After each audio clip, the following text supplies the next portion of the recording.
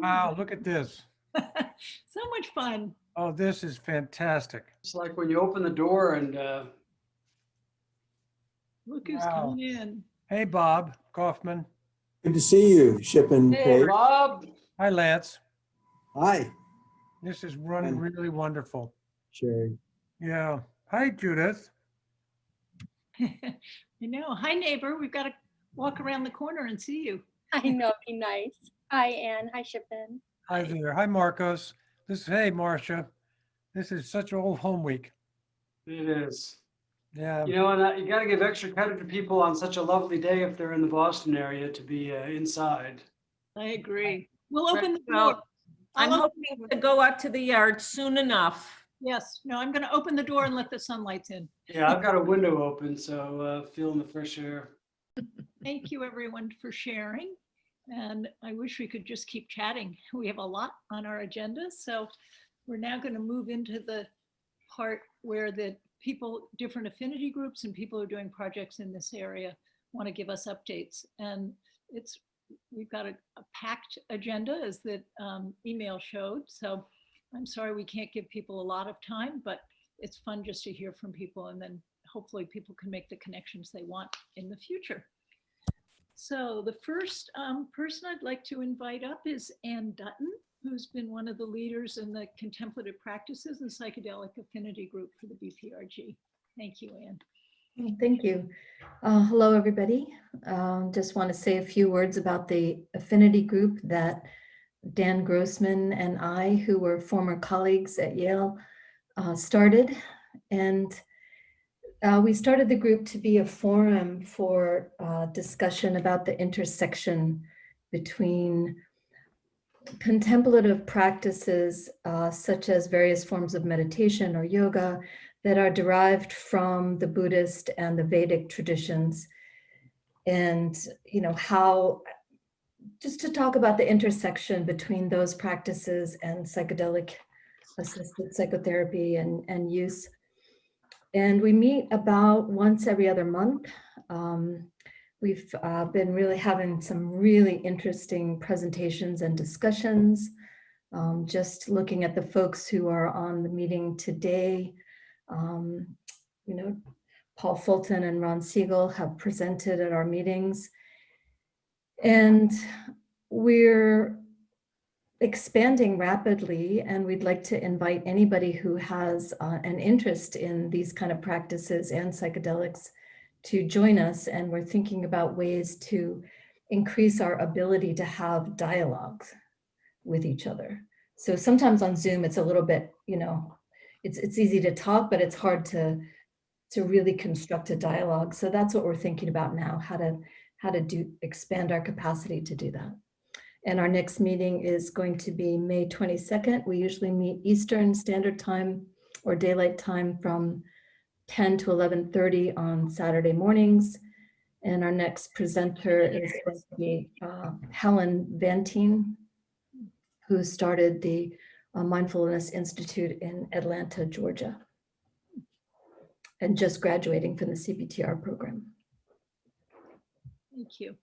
And we were going to make an announcement. Right? No, you're next on the list, Ron. Oh, no, I'm sorry. I didn't know if I was, I thought I was bracketed under Ann Dutton. Yeah, go for it. Okay. So hi, everybody. I'm Ron Siegel, and one of my roles has been to co-direct the annual Harvard Medical School Conference on meditation and psychotherapy. Those of you in the Boston area who have been, that's the one where we had the Dalai Lama, Thich Nhat Hanh, other groundbreaking things. Well, we're bringing Harvard back around for the first time since Tim Leary and Ram Dass left to do a Harvard Medical School Conference on non-ordinary states, and in particular on what clinicians generally can learn from research being done into non-ordinary states, and particularly psychedelics.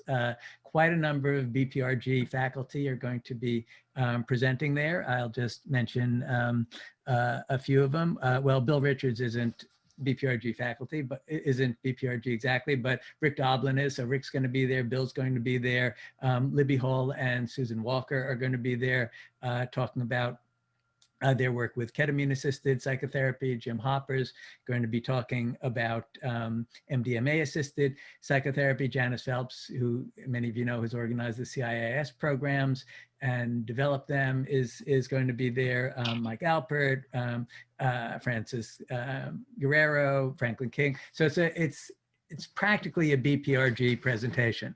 I'd really like to invite folks to join. It was canceled last year because we couldn't do it.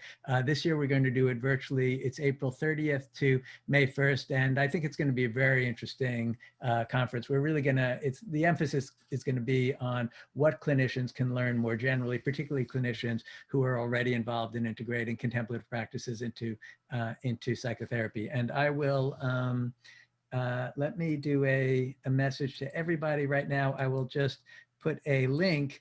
It's an enormous link, sorry, but that's it, to the registration. If you're in the chat, if you're interested, just click on that. So thank you for your attention. I hope to see some of you there. Great. Thank you, Ron. And also the email that you use to get into this meeting has the link to the course too. So Thanks so much for helping with it. Sorry, quick note. I just wanted to jump in to set the record straight with the history with this. This is actually the second conference on non-ordinary states of consciousness at Harvard Med School since the Leary days. The first was organized by a number of us at the Cambridge Health Alliance about 5 years ago. I'm very sorry, and I didn't even know about it at the time. thank you, Mike, for that. Thanks, everyone. Next affinity group is the Diversity, Outreach, and Inclusion Affinity Group. And I'm going to call on Georgie Ellis to get us started, and then Mike Alpert. Hi, good afternoon. Ooh, there's an echo. Sorry, I'm in the same room as Ron. One of us.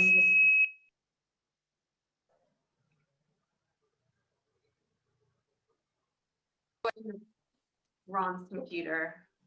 There you go. Okay, hold on. Technical difficulties. Okay, so hi everyone, I'm Georgie. I'm part of the Diversity, Outreach, and Inclusion Affinity Group. We like to call it the DOI. And Mike Alpert, who just spoke, is going to be giving the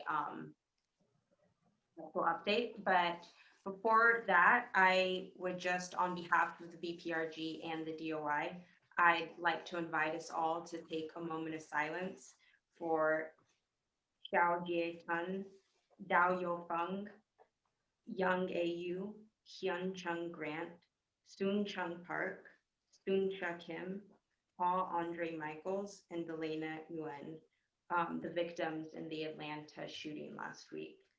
But before we begin, I'd like to acknowledge the anti-Asian violence that's been overlooked for far too long.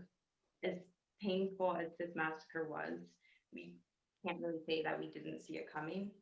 From the beginning of the pandemic, we've seen hostility towards Asian Americans grow. Many of us have not taken these microaggressions towards Asian Americans seriously enough. The tragedy last week was a direct result of our subtle acceptance of anti-Asian sentiment. And if we didn't know these things before, I hope we have all learned that telling someone to go back to their country is an act of violence. At referring to COVID-19 as the China virus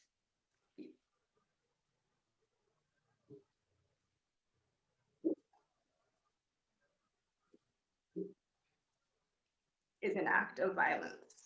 I just want to repeat that last one. That referring to COVID-19 as the China virus is an act of violence. That not speaking up when someone is being targeted is an act of violence. These aggressions have been happening before our very eyes. I've personally encountered several incidents since the beginning of the pandemic where Asian Americans were victimized. And I'm pretty sure that many of you have too. So as we begin our moment of silence, I hope you'll consider how you could help your Asian friends feel safe and seen. So let's just take a minute here.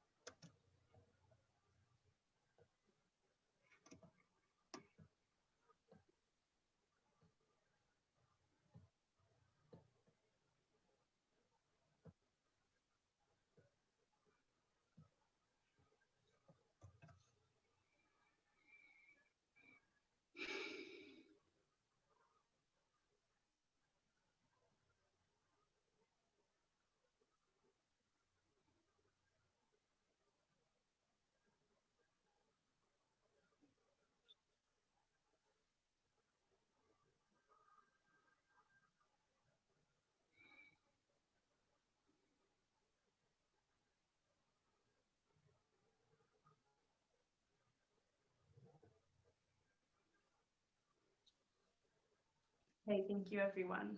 And I just want to remind you that if you have an Asian American friend, check on them. They're very likely not okay. Thank you, everyone, and I'll hand it off to my counterpart. Thank you so much, Georgie, for leading us in that very important moment and for taking the time to recognize the anti-Asian American violence that is happening across this country and has been happening here for years. That's finally getting the overdue recognition it deserves.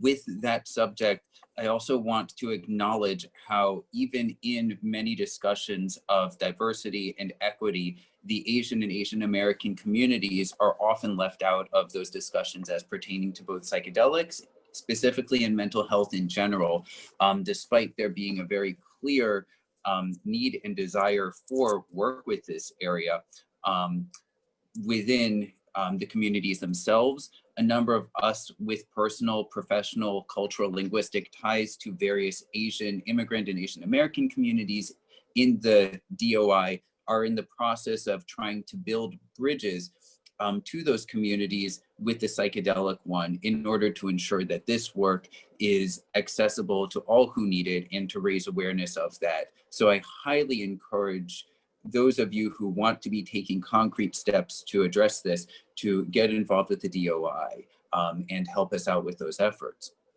So the DOI, for those of you who are new to this, came into existence a bit over a year ago and has been the catch-all organization for really trying to focus on all things diversity, outreach, and inclusion within the broader umbrella of BPRG. We helped craft the solidarity statement at the time of the George Floyd protest last year, and we've been organizing a conference series to highlight some of these DOI issues in the months when the general BPRG meetings are not taking place.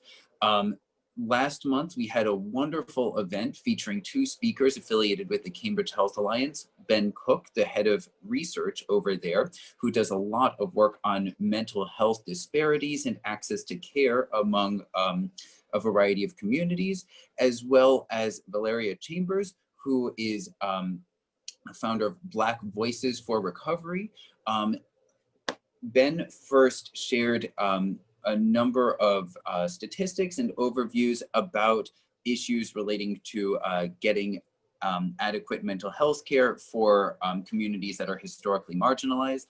Valeria then spoke about her own personal journey through the mental health care system, as well as her advocacy work through a organization of people who themselves have been treated by the mental health care system.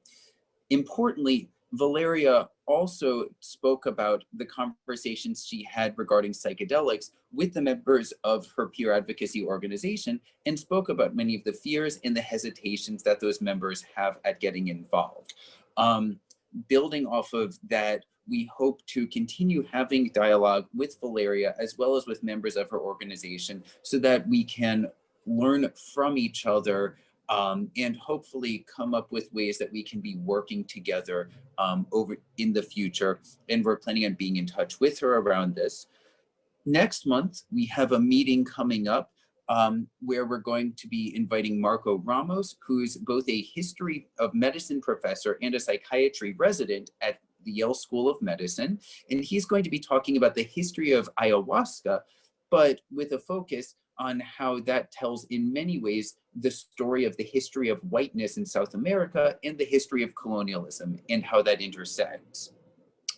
Additionally, we have monthly meetings where we get together as a group. We discuss the speakers for future events, and many people are in the process of doing work like writing op-eds and other form of advocacy work. If you're interested in getting involved, please feel free to reach out to me directly at any point after this meeting, and we'll be happy to add you to the email list. Thank you very much. Thank you, Georgie and Mike. Very important work you're doing.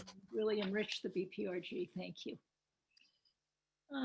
Then Francis Guerrero, if you could give us an update on ketamine therapy here in the Boston area. And this, we had a ketamine affinity group, and from that group, we had a lot of people trained.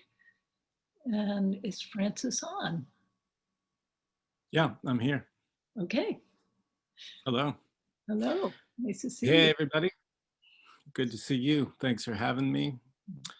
Yeah, Zan mentioned this group was an outgrowth of a training we hosted in the Boston area at the end of 2019.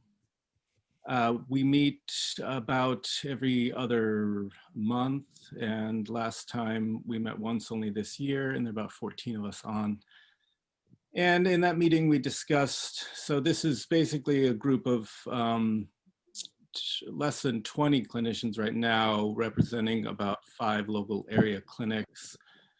And we talked about membership and we talked about clinical issues. And the group decided to keep this group a practitioners group, that it would be licensed mental health professionals who are or aspiring to work with ketamine in their practices. And for the time being, kind of keeping it New England based. With the opening of Zoom, we've had a lot of interest from outside. So as long as we're on Zoom, we're welcoming folks to participate in the group. When we get off the box and go back to in person, that'll be a whole different question. But for the time being, that's how we're going to do it. And there was a suggestion of starting just a general ketamine interest group and keeping this one more professional. But this is where we're at now. If you're interested in being involved in this group, or you want to do ketamine assisted psychotherapy in the future, you can reach out to me. We will be putting together a training, you know, to be determined at a later date when we'll actually get together for that. So I'll put my email in the chat and folks can reach out to me. And thanks again for having me. Thank you, Francis. Great work you're doing. We have 2 new affinity groups that are being formed. So the first one is the Palliative Care and Psychedelics Affinity Group. And if Yvonne or Mackenzie would like to come on and just tell us a sentence or two about what you're hoping to do. Sure, I'll jump in. I haven't seen Mackenzie yet.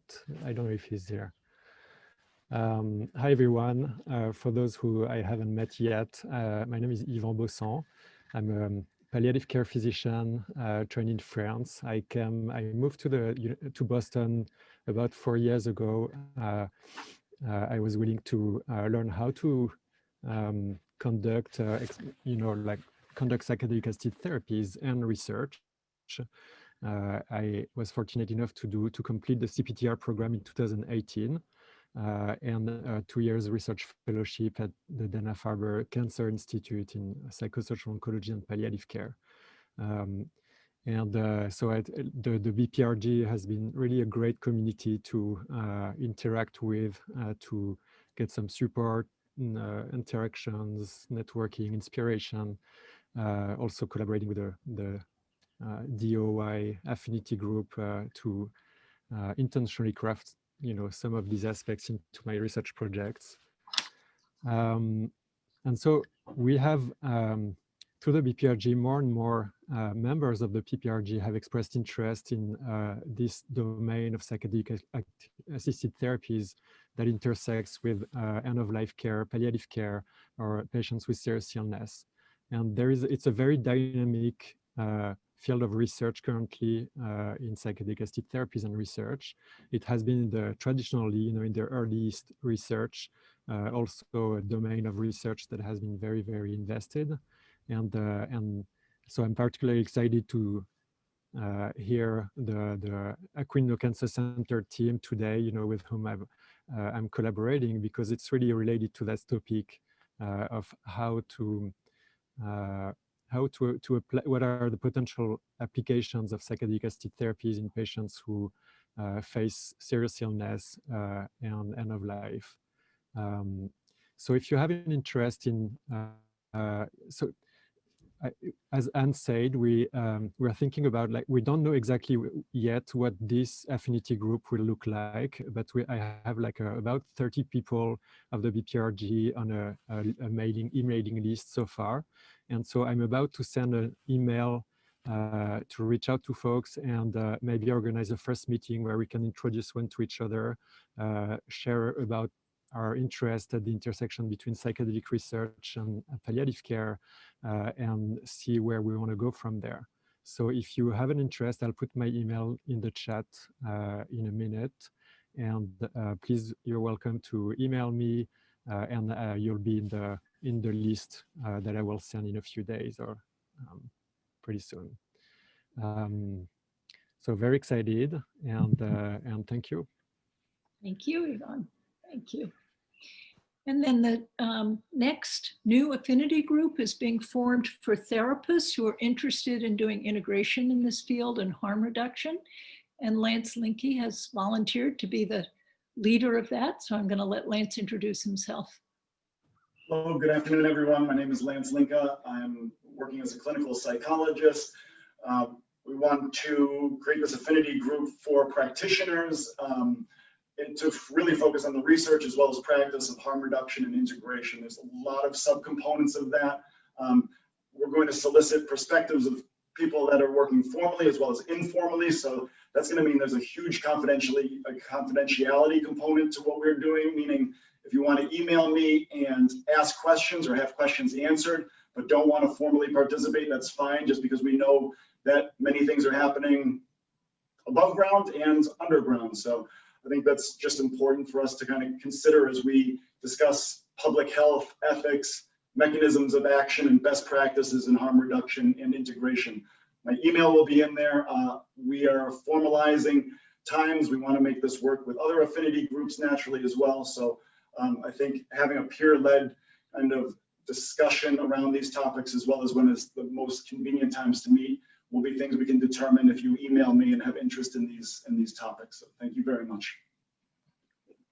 Thank you, Lance, for taking that on. It's a really important area that I think we can learn so much from each other about. So thank you. So I'm on next to give an update on the new Cptr group that's coming here to Boston. As most of you know, I was in the first cohort in 2016. Lucky enough to be in on the ground floor, and the course really was important for me, giving me fundamentals in the research world and therapy world, meeting many of the leaders in the field, and then also creating a community of like-minded people. From there, I became a MAPS therapist for the phase 3, and I would not have done that if I hadn't done the Cptr. So obviously the demand for this training has grown hugely. And we had Janice Feltz, who was the founder and creator of the Cptr program, as our speaker in May, and she publicly proffered the invitation to see if we could create a group here in Boston, and we've done it. So in April 9th, less than 3 weeks away, we actually are going to be starting, and here are a few fun facts about the cohort. There were 448 applicants to be in this program this year. There are going to be 2 cohorts. Here in Boston, we'll have 120 trainees, 4 honorary degree participants, and 1 MAPS trainee. In San Francisco, the cohort's 130.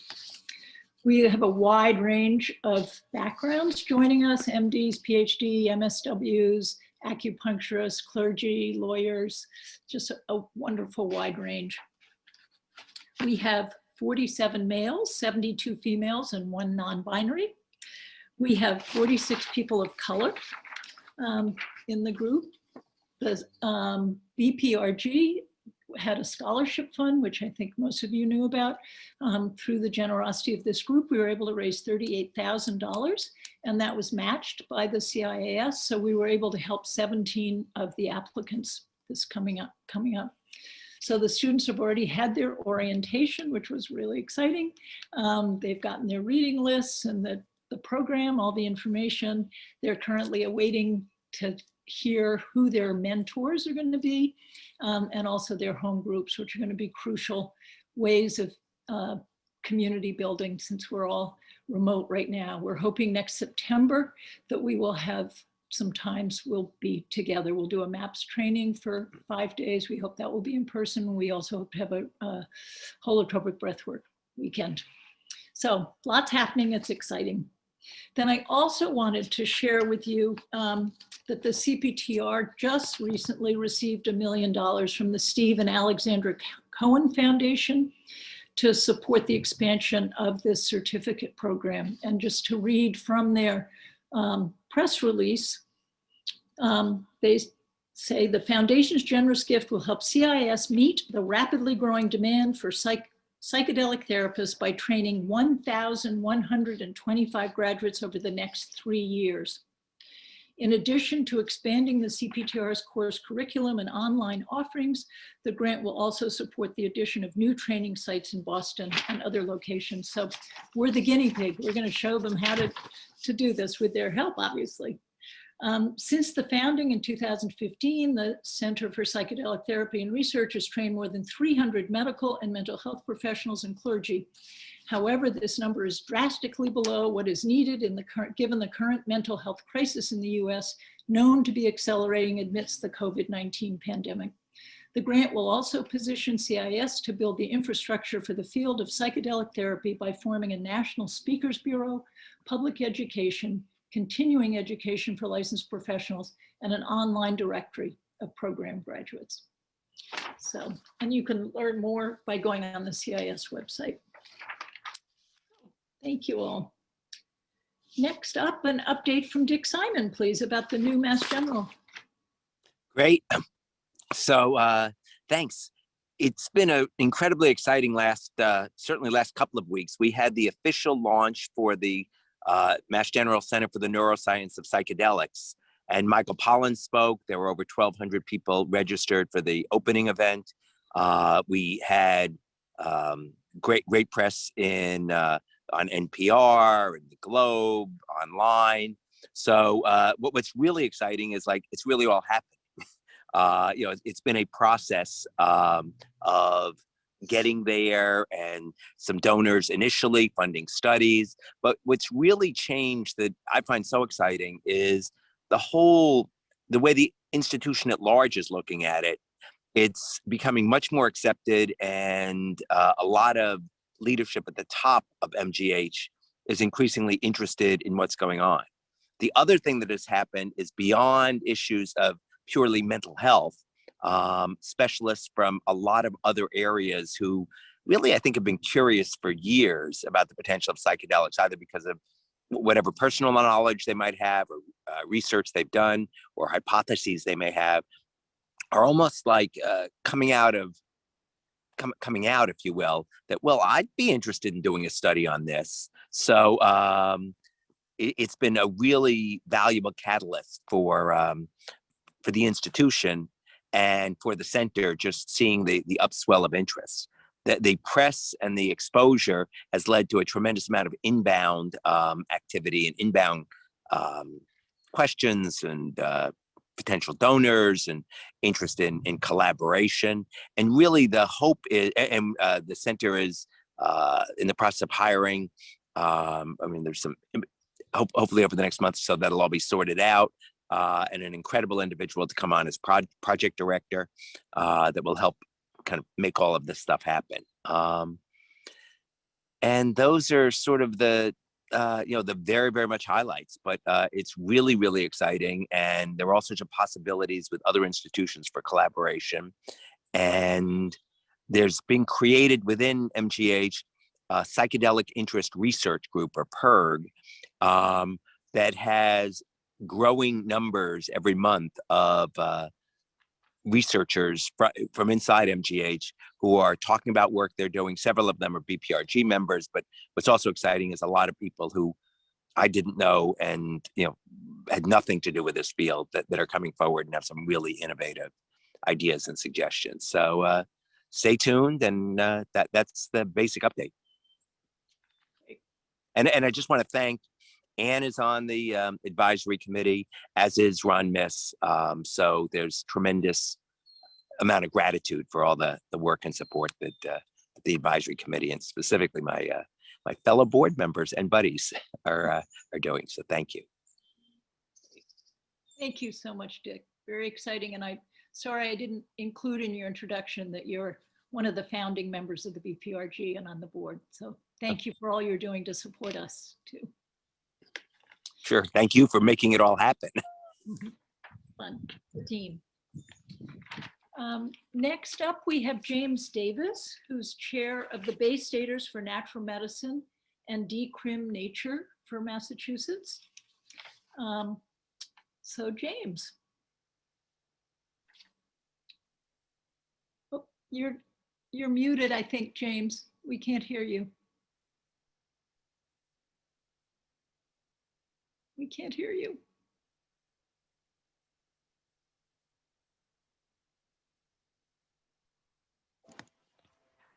No. How about now? Yes. No?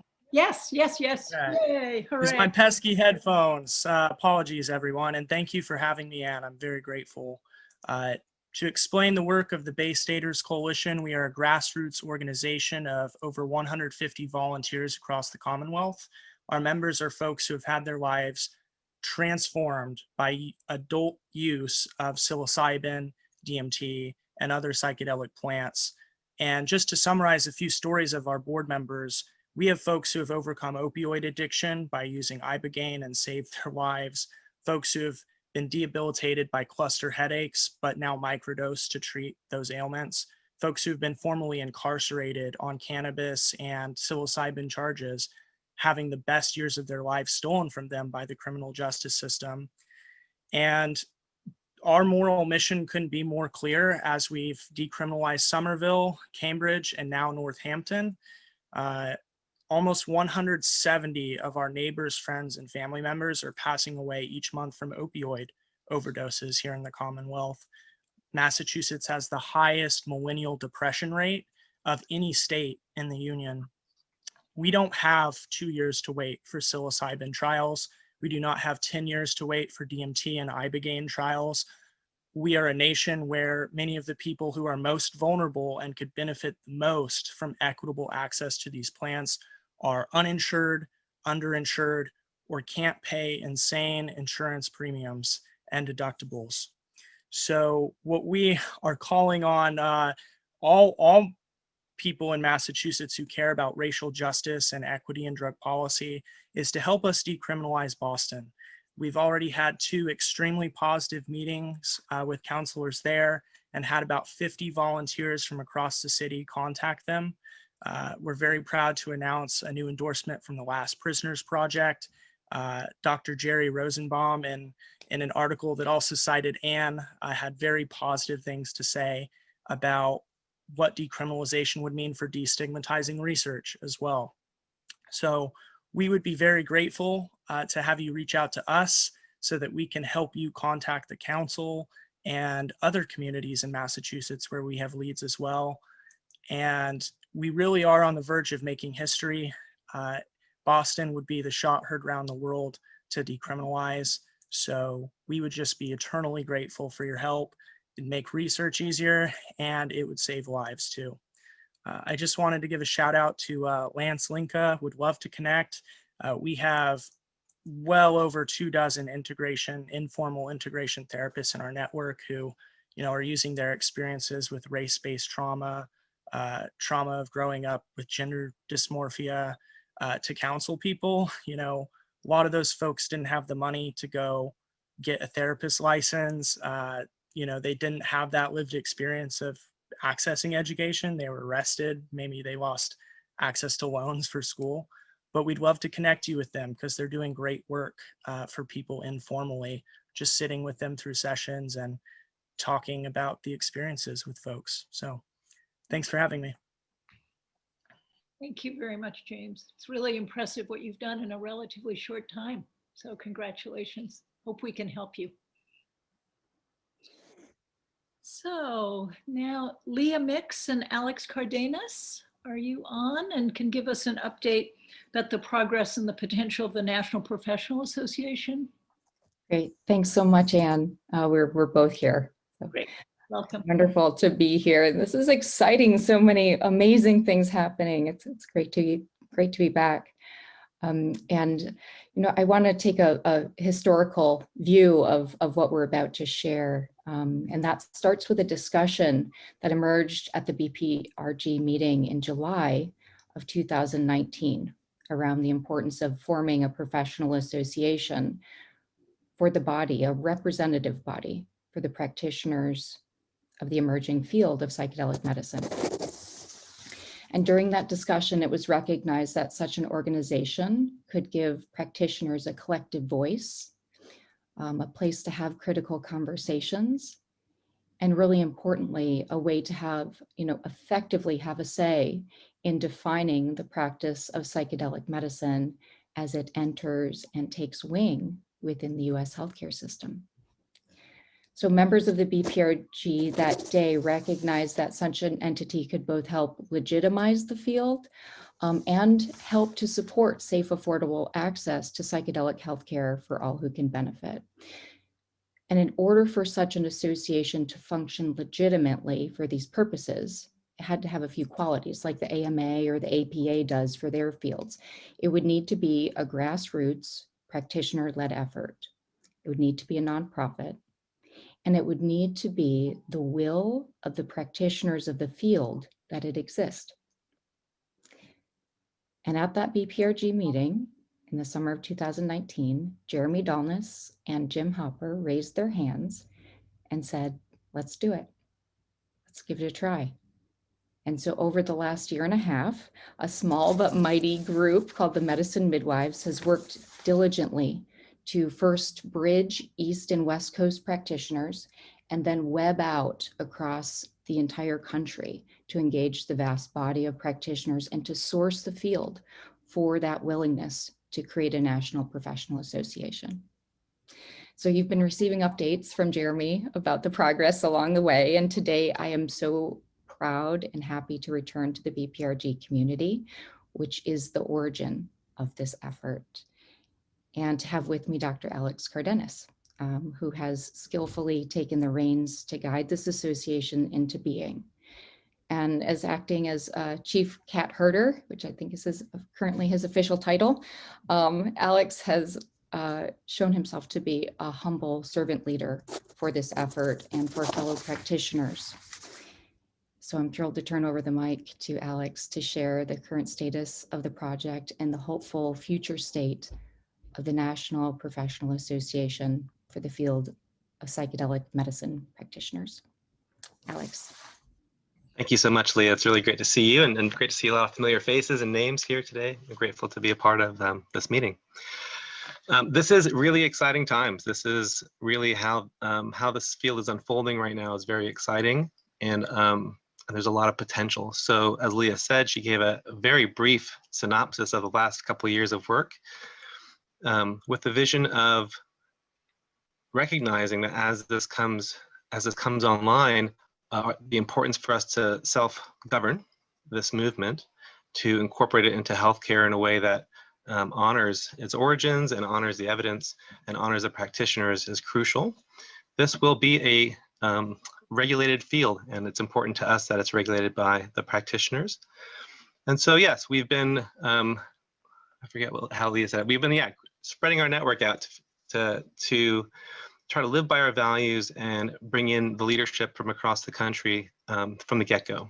Who wants to be involved? It was really important for us as the midwives to start reaching out to give everyone a chance to be involved from the get-go to help guide this effort. So some of you I see came to some of our national summits where we talked about this effort in general, as well as the next steps to bring it into existence. The midwives have transitioned to an advisory body for a steering committee that's recently been formed, and we'll be putting out an announcement around those individuals shortly. And so my update is both an update as well as an invitation to be involved in the next steps coming up. So the steering committee's main tasks are threefold. One, to continue the organizational preparation for launch. Two, to start putting together an election process. I think it's important, as we've seen nationally, that having a transparent election process that is viewed as legitimate is important for its results to be seen as legitimate. And so that is the phase we are in now to elect a board of directors, not from a self-assigned position, but from a place of representation and election. So we are currently a leader-full organization of many individuals pushing this forward. And then the third goal of the steering committee is to, in anticipation of some of the high-level objectives of this association, to start forming working groups, pretty similar to many of the affinity groups in the Boston group, because we realize that in order for us to play the role similar to an AMA or the APA, to be the body that's seen as having the authority to say what the standards of care are, what the ethical guidelines are on a national level, that we have some deliverables to do. And so that includes having some working groups start to form, and we'll be putting out invitations in the next month on a national scale to bring people together. Groups like this all over the country are working on similar issues. Every clinic I'm aware of has folks thinking about what their standards are, what their ethical guidelines are. And so it makes sense to start bringing those like-minded individuals together to put forth at least how we start this on a national level. Of course, as it is with all standards of care in medicine, these are iterative processes that grow over time through consensus of expertise and evidence.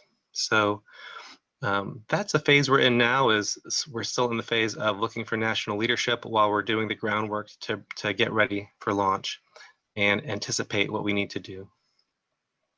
So, and on that note, I will say a specific invitation, which is we are currently looking for an Indigenous practitioner who might be willing to represent that lineage as part of the leadership.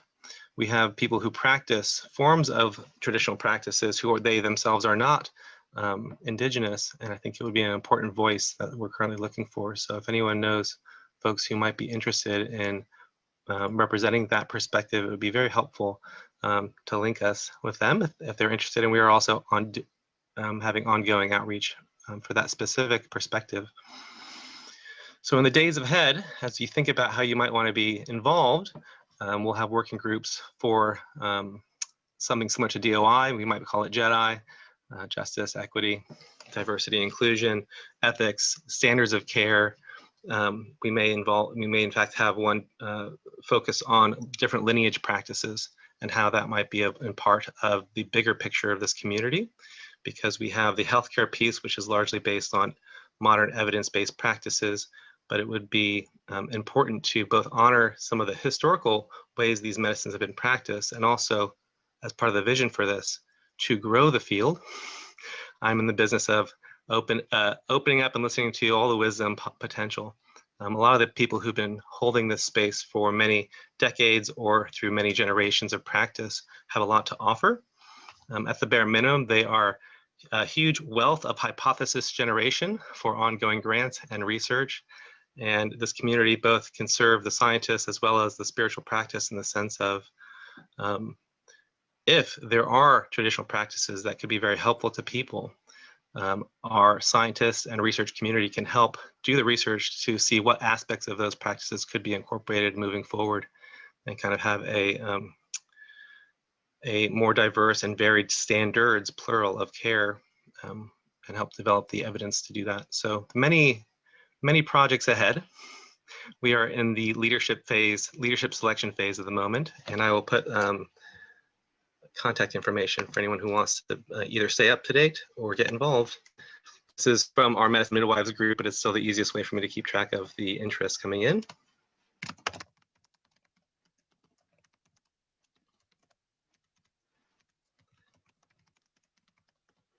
And yeah, I really appreciate everyone's time today. I'm open to questions, or if I forgot anything, you might want to jump in and help me out.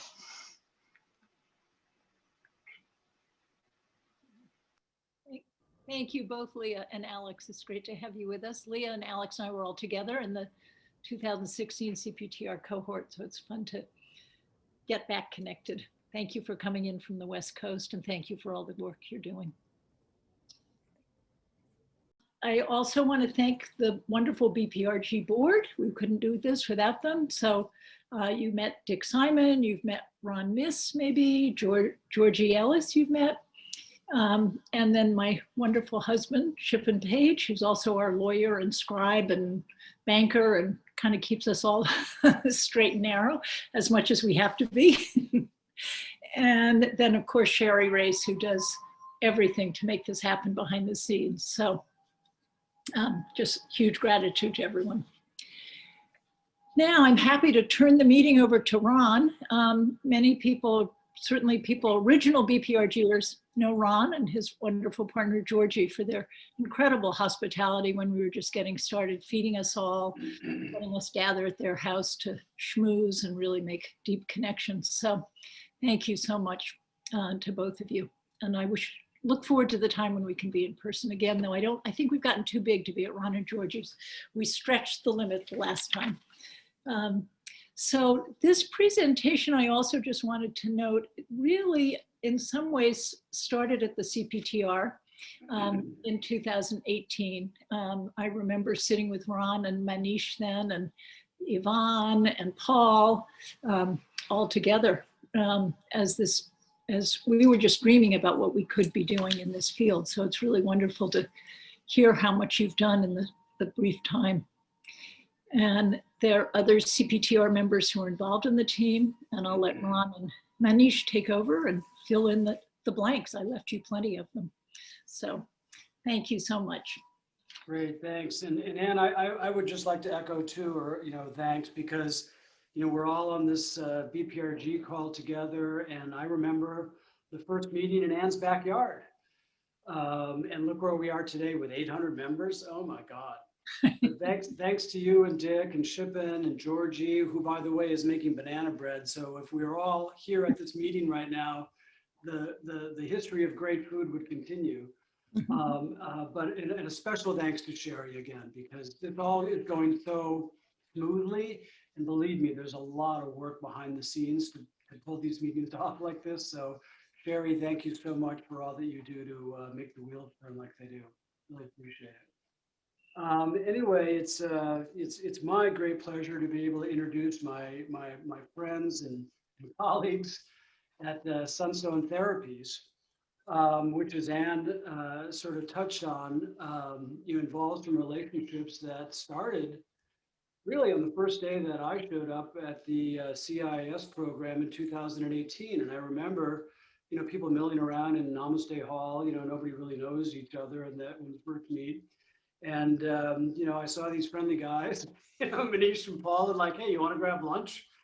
And, we went off and, had a good conversation going. So on the first day, we got back to class late.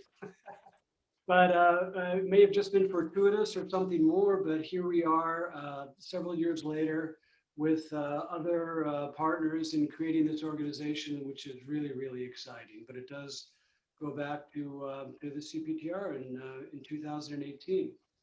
I'm just going to say one other little thing too. Ann mentioned, it's a spring day. It's actually the first day of spring, and I think it's kind of a little I don't know, coincidence maybe to rip off of, because it's spring. Hey, it won't be long till the crocuses and the daffodils and the tulips or whatever start popping up, and by the time they put their little heads above the earth, the root systems have been working and developing for quite a while. And there's a comparison there to Sunstone.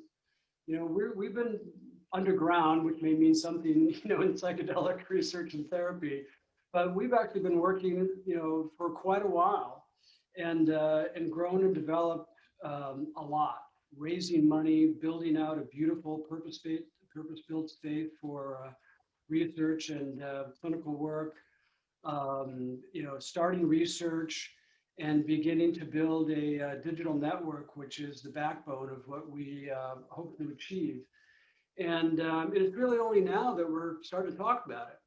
So the BPRG is kind of our first forum to, kind of take the wrapper off and start to talk about Sunstone. So here we are on the first day of spring, popping our head above Earth, I guess. Manish, who Ann referenced, Manish Agrawal, is our CEO. He's an oncologist, a practices medicine in Rockville, Maryland, just outside of Washington, D.C. I could say a lot about Manish, but I think his words will speak for themselves. He's become a dear friend. He's a tremendous human being. I'm so thrilled that I bumped into him and Paul at the CPTR, and that we're working together with Sunstone. I'm going to let Manish, I don't want to steal from his thunder, talk about the organization, and he's going to talk about some of the research that we're already conducting. But I do want to name and call out other people on our team that are on this call because one, I just want them to be sort of recognized, but also as we get through the presentation and into the Q&A, it may make sense for some of them to answer a question. And that way, you won't be surprised, who's this person. So I mentioned Paul Thomby. He was a classmate in 2018. Paul is an oncologist with Manish in their medical practice in Maryland. He's our chief medical officer. Kim Roddy is on the call. She's our chief operating officer, and that's an understatement. There's so much work that goes into this. And part of our mission is to actually operationalize, doing this research and then providing clinical treatments in the future. And Kim is the one who drives that. And without her, this organization wouldn't be what it is. So Kim is the director of the Aquilino Cancer Center, which you may have heard a little bit about. So I want to point out her role in the team. Chris Baer is on the call. Chris is an extremely talented man with experience in technology and design, which you'll see all over what we do. And he's our chief experience officer. I'm the business guy, if you've gotten to know me. So of course, I'm the chief financial officer, right? Also on the call are Brian Richards, who's on our therapist team. Hi, Brian. Thanks for joining us. Bill Richards, who some of you know who have met, who's leading all of our therapist training programs. Yvonne Boson, who you know, mentioned collaborative research that we're doing right now with Dana-Farber, and Yvonne leads that research effort. I think that Bob Kaufman is on the call, and I think that Melissa Armstrong also, who's part of our whole digital team. So I haven't mentioned everybody or else there wouldn't be time for Manish to talk, but I wanted to make those introductions. At this point, I think I will turn it over to Manish so that he can explain Sunstone and talk about some of our research, and then we'll have our Q&A at the end. Thanks. Great. Thanks, Ron. Yeah, this is sort of like coming home. I do remember that lunch in California, and we were talking about you guys should get a group together in Boston because there's so many of you, and that was the beginning of BPRG. So thanks for having me and us, and excited to share what we've been up to the last couple of years. So is that clear? Okay. All right. So what have we been up to? Well, this has sort of been the vision that started all this. And as an oncologist, I'm certainly familiar with things above the iceberg, the surgery, the radiation, the chemotherapy, the traditional modes of treating cancer patients. But, Paul, one of the investigators on our study, the longer we met each other at the NIH, and after being in practice for 15 some years, you realize the top part is pretty easy, but the bottom part is what causes the real suffering. And there's so much psychological and spiritual issues that we just had such limited tools for. And yet when we closed the door, there were so many issues that we left unaddressed, families that didn't have tools of how to deal with some of the distress that we're feeling. Loss of function, loss of autonomy, facing issues around meaning and death. And so that's what got us interested in psychedelic therapies. And so this is where we work. This is called the Aquilino Cancer Center. It's right outside of Washington, D.C. It's a standalone cancer center. It's on the campus of Adventist Hospital, and so it's a very traditional hospital. It's a very typical cancer center. And the Adventists are interesting because they don't believe in drugs in any way, including caffeine. So that's to imagine getting them to agree to let us do psilocybin. That was quite a feat. So, and then within the Aquilino Cancer Center is this space that we created. This is the actual picture. And now it's called the Bill Richards Center for Healing. And this is where we're conducting our current clinical trial that I'm going to tell you about. This is who's driving this. This is the driving force behind it in partnership with my group, Maryland Oncology, Hematology, and the Adventist Healthcare. And it's Sunstone Therapy. Our mission has been whole person healing for all. And we're really trying to accelerate the learning of new and better practices to scale psychedelic therapies in the medical setting to really help with implementation and learning around this. So I want to tell you a little bit about the journey, and I'll then show you some of the data.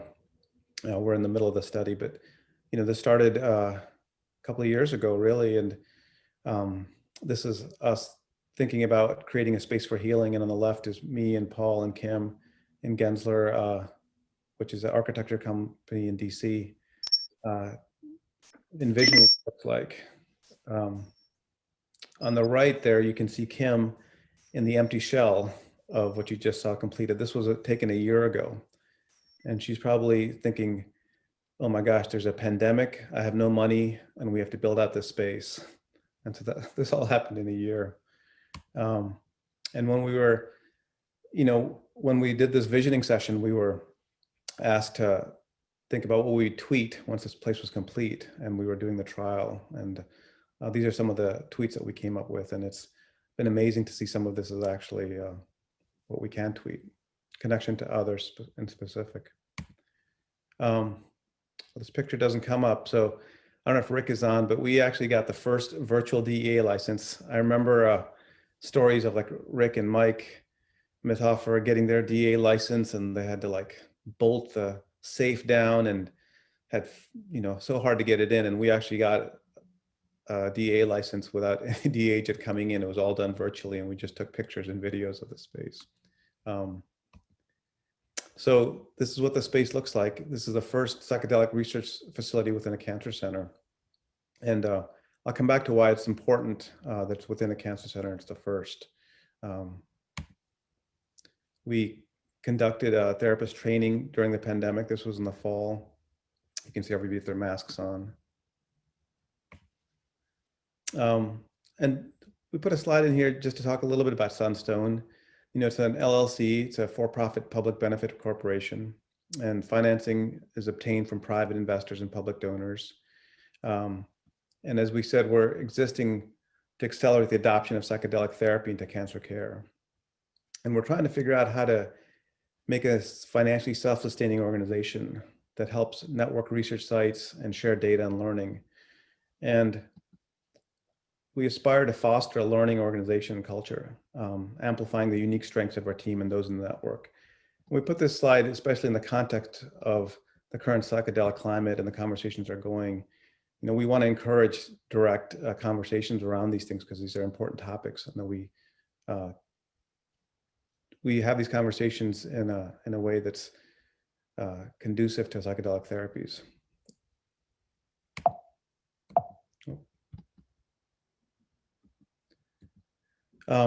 Just to tell you some of the research things that we're doing currently, I'm going to tell you about the depression and cancer patient trial. I'll tell you a little bit about the ACCEPT trial with Yvonne, which is fantastic. We're about to open PTSD expanded access in a month, and then a couple of trials that are in the works. There's a dyad trial with cancer patients and an affected family member that Yvonne is working on us with, and then a multi-center cancer trial, hopefully, which will start next year. And there's several others sort of in the pipeline that I won't mention right now. So the first trial started off in November of last year, and we've treated 16 patients, 4 patients a month. And this is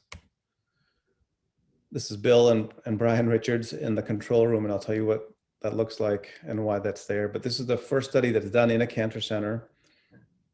Some of the unique features of our study are it's using simultaneous administration. So 4 participants take psilocybin at the same time and go into separate rooms. And we have a group preparation and a group integration model. And it's really the first study to examine depression in cancer. Some of the previous studies had a heterogeneous population with anxiety, existential distress, depression, but this was strictly with depression, and you have to have a HAM-D score greater than 18 in a cancer diagnosis in order to enter the study. We've treated 16 people so far. It's a 30-patient study, and so we have 14 more, 76 on the wait list, and lots of people that have contacted us really just in the last 3-4 months. Half of the patients are from our practice, and the other half from all over the US really, and a couple from the UK that have contacted us. We have several patients that we've treated that have traveled from the East Coast. This is the design of the study. And so there's 2 preparation sessions. One is an individual prep, which we do 30 days before the psilocybin session. And then the main work is right around the psilocybin. So the day prior to the psilocybin session, there's a group preparation. So all 4 participants are together with therapists. Then a day-long psilocybin session, all 4 take together. Then the next day, there's a group integration. And then 1 week later, there's another integration. And then 8 weeks later from the psilocybin, we assess treatment response. And so I'll say it's some data, but it's not really data. I'm going to show you some of the information that we've learned. And when the study is complete, I'll be able to show you more robust data. And so this is just sort of some pictures of actual sessions. This is Brian Richards, our lead therapist, interviewing a patient. And then the psilocybin session, that's taken from a monitor room where Bill and Brian are overseeing the 4 rooms. And then the last room is a circle where we sit and do integration and preparation. You can see Paul Thamby sitting there. Obviously, we didn't take it with patients in the room for confidentiality. But so all 4 patients, while they're in the psilocybin session, they're being monitored by the lead therapists. So that's sort of a novel design that I wanted to highlight. This one I'm really excited about. This is the ACCEPT study, and this is one of your own, Yvonne Boson, is the PI on the study, and he's interviewing each participant after they've completed the study at the 8-week period. And he's completed 9 interviews so far. And I encourage you to invite Yvonne to come back and share his data in the fall, because it's such a powerful information that we're learning. And I really am encouraged by this way of learning, of having quantitative and qualitative methods, because it enriches so much of what we're learning. And I think you'll enjoy having Yvonne, and he's a very, as you guys know, such a smart guy, but also very rigorous and compassionate. It's been great to collaborate with him. The other collaboration we're doing is with the NIH. Ann Berger's the head of palliative care there. And there's a HEALS scale, which looks at the mechanism perhaps of how healing occurs. And so this is going to be a separate analysis that we're going to do. And so I'm going to tell you about a few patients just to sort of illustrate some points, really, rather than sort of showing you tables of all the patient data, which I don't want to do until all 30 are complete. And I've changed the diagnosis and genders and things. So this is one person I want to tell you about. So those of you that are familiar, MADRS is a measure of depression. And so visit 2 was just prior to dosing, and his MADRS was 21, which was, moderate level of depression. And visit 7 is the last, is week 8. And so it went from 21 to 0, which is a profound, I've never had a 0 of MADRS myself, I'll tell you that. So it's a pretty profound level of improvement. He had a dramatic experience. I remember, he was articulate in his experience in the psilocybin session, especially the music. It really affected him. And he commented that the music was so profound. At one point, he could feel the music and the composer and himself, and all in one. There was no difference. And he understood the mind of the composer, why he put that music together. He got a reinforcement of love for his wife. He's thinking about his job situation. We've asked him not to make any changes currently, but you could see from his face the next day, he was smiling and just a tension that was relieved. He's interesting also because he was nervous about the group portion, and I'll come back to the group in a second. But he said, I actually liked the group session. I thought I might not really like it that much, but it turns out I did like it. It was interesting because I thought about them once or twice during the dosing day. I thought about, geez, I wonder how they're doing, because it's pretty full on for me in here. I wonder how they're handling it. There's a weird little bond here. And we were looking for safety, but it's the group session had a powerful effect on this person. This is another person. I'll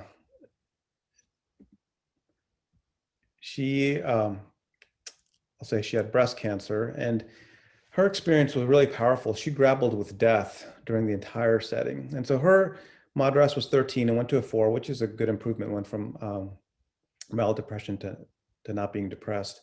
But really her improvement I don't think is fully captured, and that's the reason I wanted to talk about her in the study itself. She really grappled with death, knowing that she was going to die of this cancer, and she realized that she could face suffering and death, and not give up the sense of being well loved.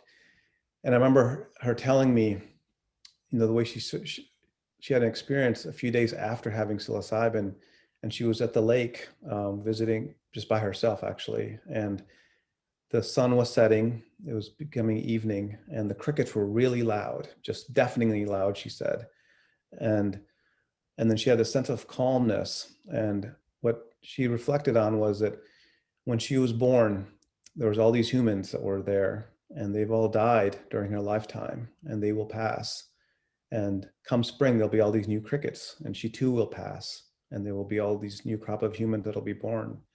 And the piece that she felt that it was part of the natural cycle, that she was part of nature, that this dying and rebirth. So it was very powerful. And, and she didn't have sort of this light experience. It was pretty intense. She said everybody else was having these lovely and light and happiness and joyful. I entered through a different door, but it didn't render it any less important. In fact, for me, more important, I'm somebody who can touch gratitude really easily. That was the piece. Our brains, our minds know what we need. I just immediately went for the darker stuff. And once I figured out that and surrendered to it, it was an amazing experience.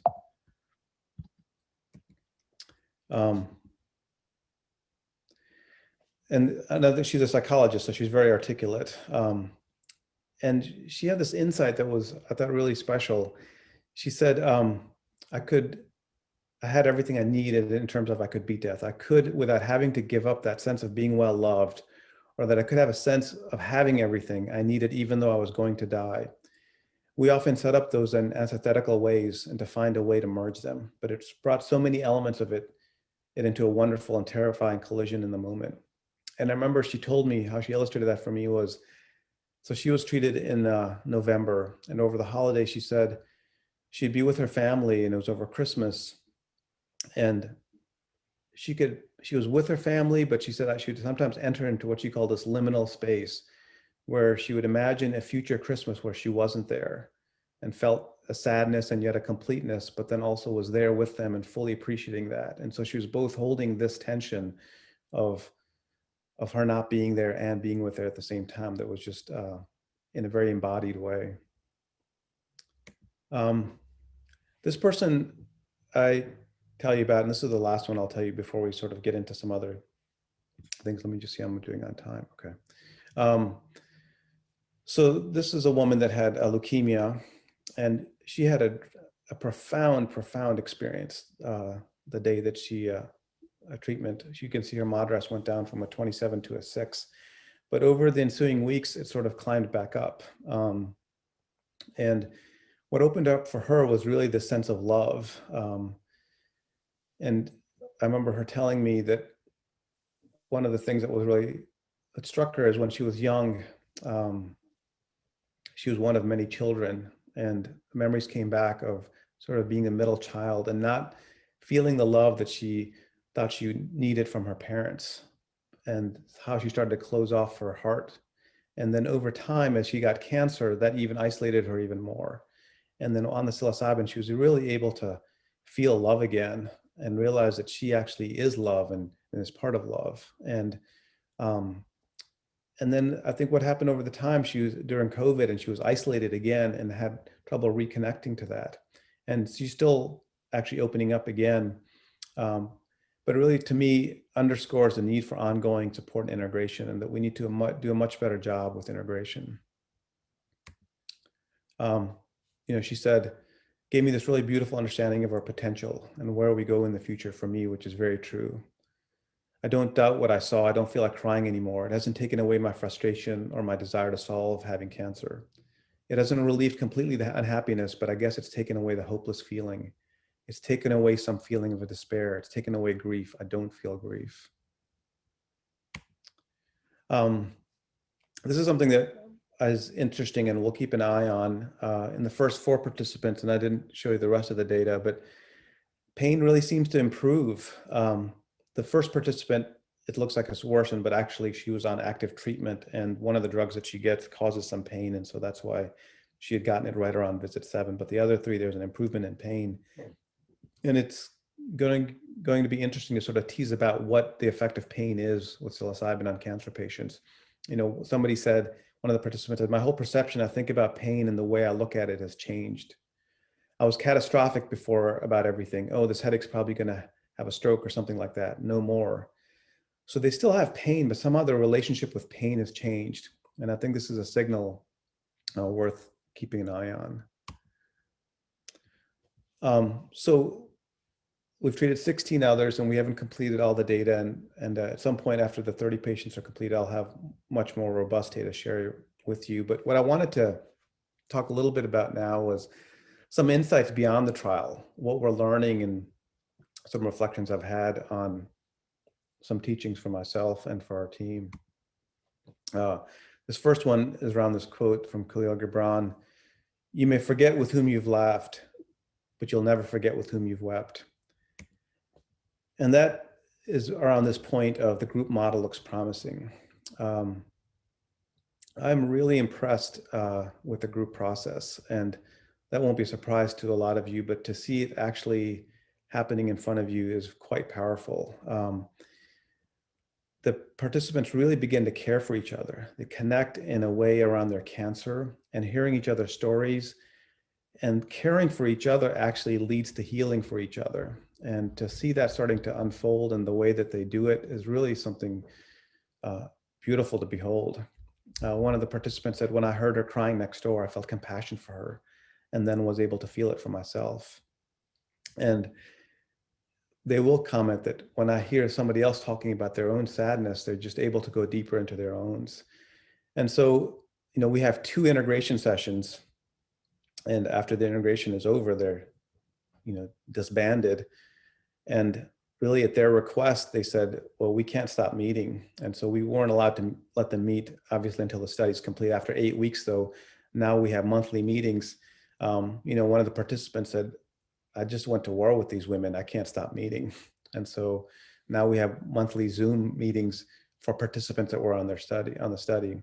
Another interesting thing around that is probably 2/3, maybe 40% of the participants are women, but in the group after, most of them are men. So probably, I think every man that's gone through the psilocybin in our 16 patients is on the ongoing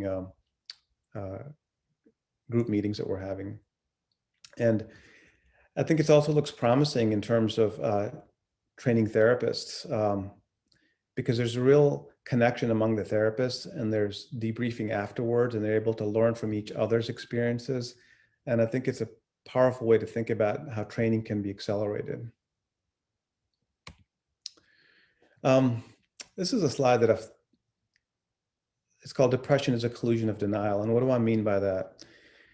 I've been really impressed by depression and the denial that there is, and how really limited our understanding of what depression is.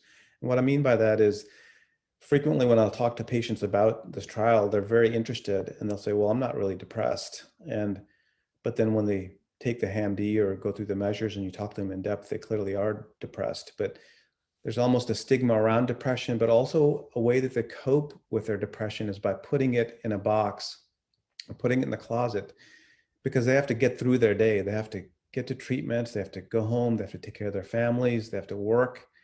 And so there's almost no space to deal with the suffering that they feel from their cancer.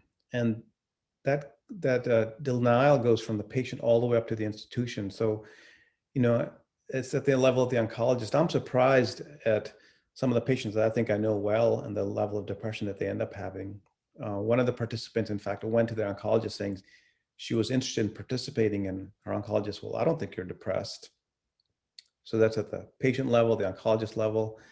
The research team, they'll say, you know, she's a nice lady, but I'm not sure she's depressed. And then this particular person had the highest MADRS score that we've had on study. And, you know, she was drinking regularly at home to sort of cope. And even at the therapist level, I think I've seen that they've been surprised that weren't sure if the person would qualify for study, but as they got to know him, how much depression there was. And I think at an institutional level, that same realization is there. So there is this real collusion of denial, I would say. And that's why it's important for me that we're the first, or that we're in a cancer center, because one of the messages that we're trying to say is that we take your depression seriously. It's as important to treat as well as the cancer is. And we've built out a space specifically to address that. And so just having a space within a cancer center gives us an opportunity to increase awareness about depression and improve understanding of it. And, you know, I guess one other thought around depression is sort of this 10-letter word that, and the danger in our mind is whenever you label something, you think you understand it. But I'm impressed at how little, the more I do the study, the more I realize how little I understand about it. It's overlap with trauma, the chronicity of it. And it's sort of this bucket term that we've thrown lots of human phenomenology into. And so there's a lot going on there. So we're trying to raise awareness. And one of the messages that we're really saying and trying to develop new language is that healthy people get depressed and they seek help. And it's a way for your body to tell you that something is wrong when you're feeling sad. And it's not a sign of weakness to get help. This is a quote from another patient. This is a dream I never want to wake up from. It's like some trillion-year-old truth, so loving. It's all that really matters.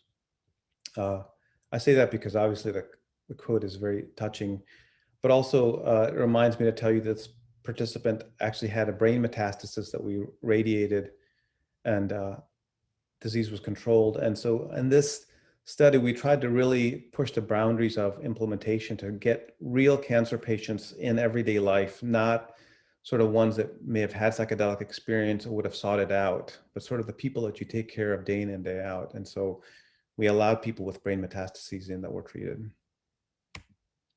Another difference in our study, or a highlight beyond the group portion, is that it benefits cancer patients at every stage. And so the previous studies were done really with patients with advanced cancer.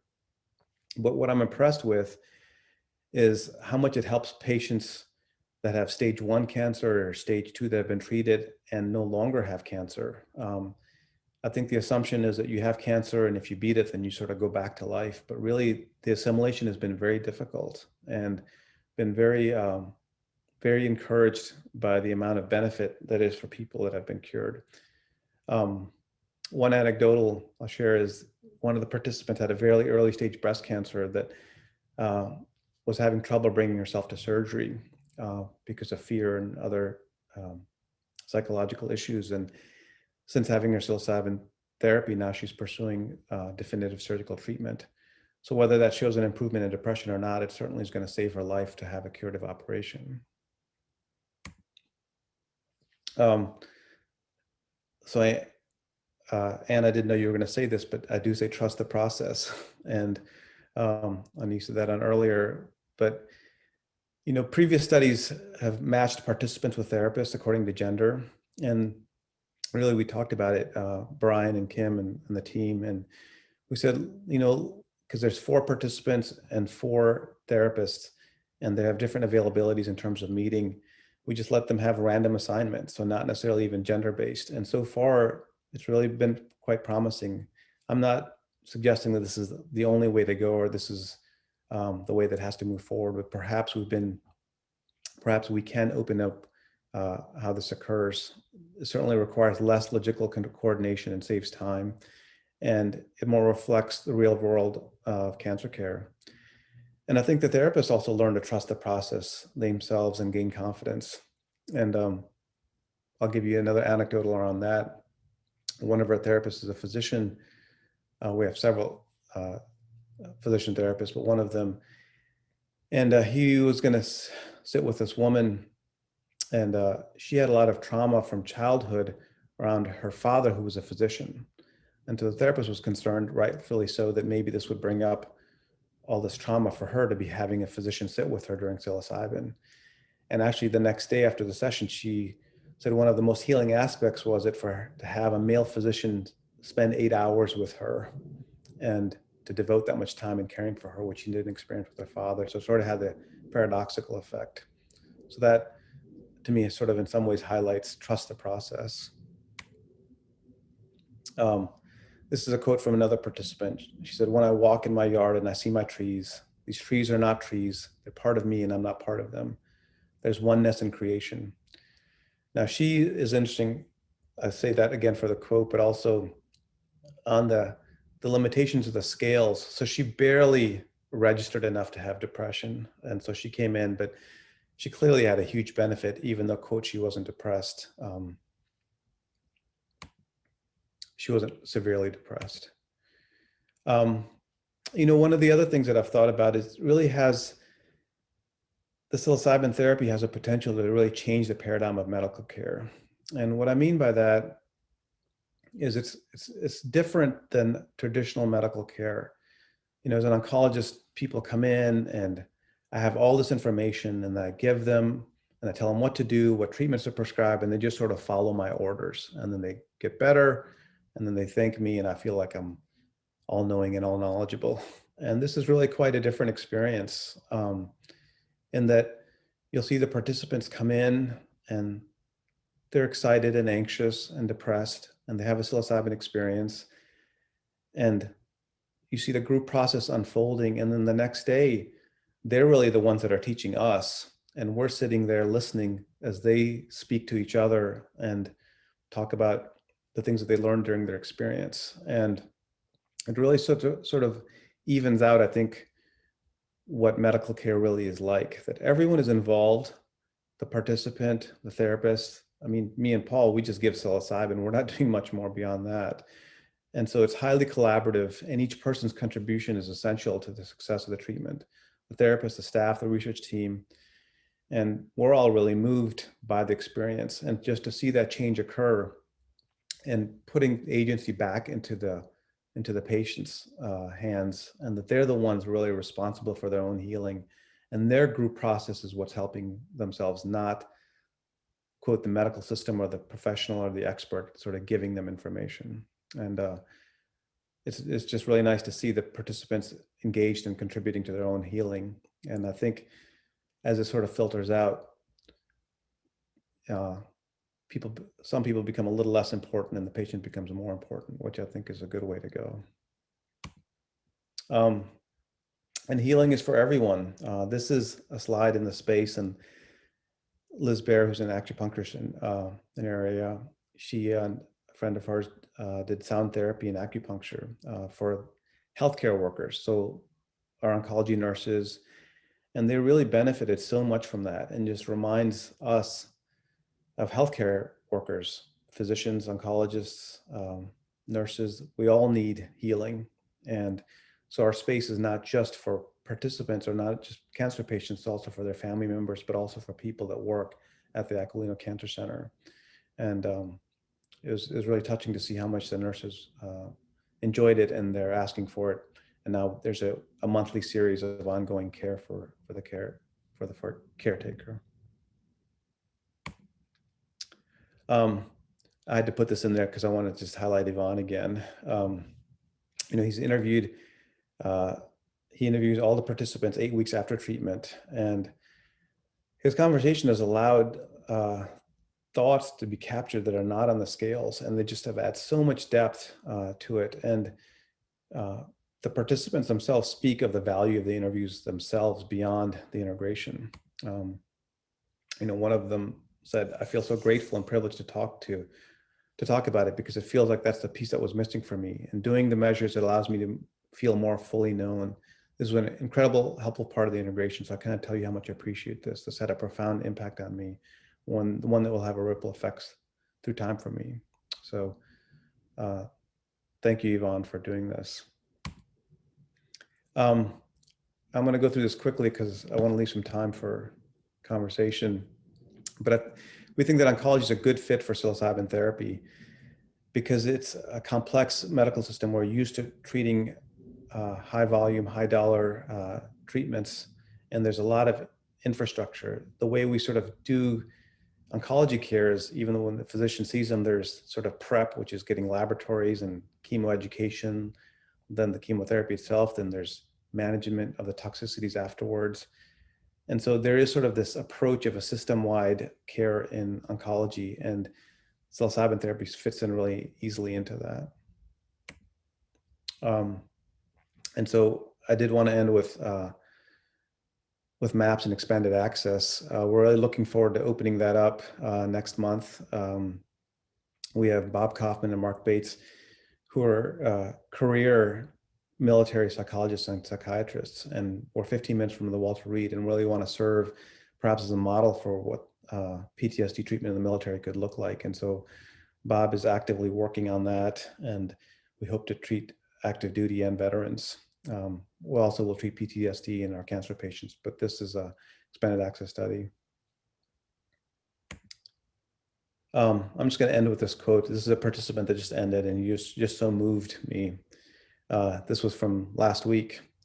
You know, he kept a journal. He's a physician. He said he's fine for me to share this. He said, "I died and was reborn. If I survive this, I can face anything.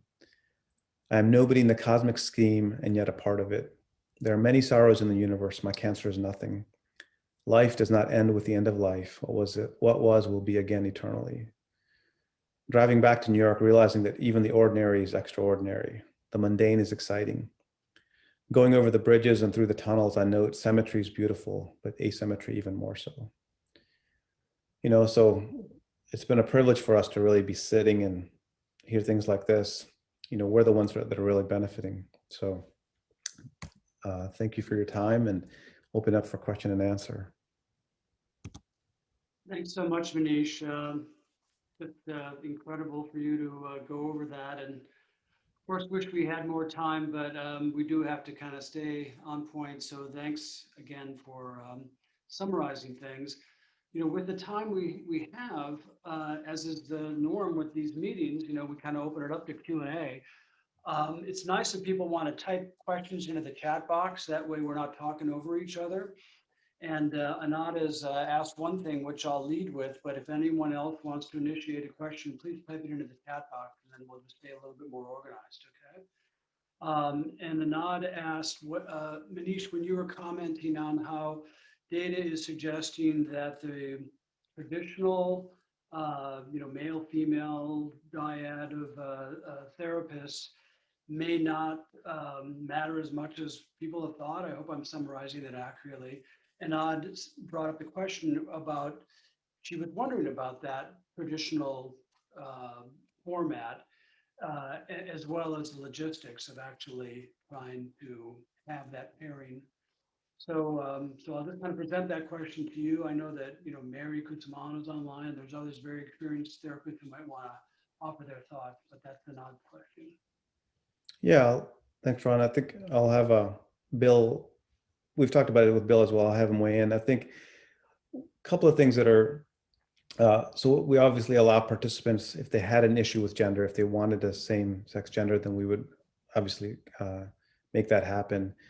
And then I think one of the concerns was around safety, but all of our sessions are video, you know, are being monitored live by our lead therapist in the control room. And so they're all videotaped the entire time and being monitored. And so there's not that concern necessarily, but we felt like this is something that would be easier logistically, and we didn't know how much it mattered.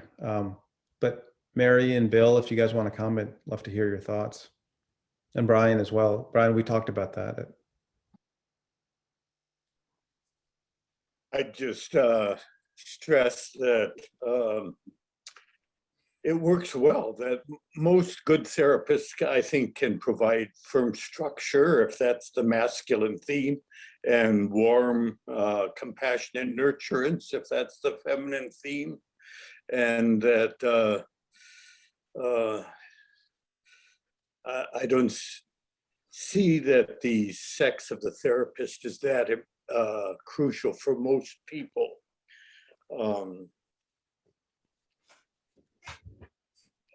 I guess that's it. It really works. Also, of course, we want to bring the cost of this intervention down, so Medicare and other companies will be willing to cover it, so people can obtain insurance coverage And so it's the old saying, you can get there in a Ford or a Cadillac, but the Ford works very well. And if we can do it in a less expensive, less luxurious, but still safe and effective manner, that's paving the way for the future. And I just want to say that we have never followed that rule of having to have male, female at Hopkins. So for all the years we've been there, we have not followed that model, and we haven't had any issues with it. You know, we certainly look at the participant and think, would this or that, but like Manish said, you don't really ever know. Certainly if someone said they didn't want a male or a female, we wouldn't, but yeah, we haven't had any issues with that. Sounds good. I'm going to move on to the next question, if that's okay. Thank you. Elise has asked about our therapist training. She says, curious to know about the therapist training. Oops, it just moved on me. Is it designed for people who have already gone through something like the Cptr program as follow-up training or as a training unto itself? I'm not sure who to kind of ask that to.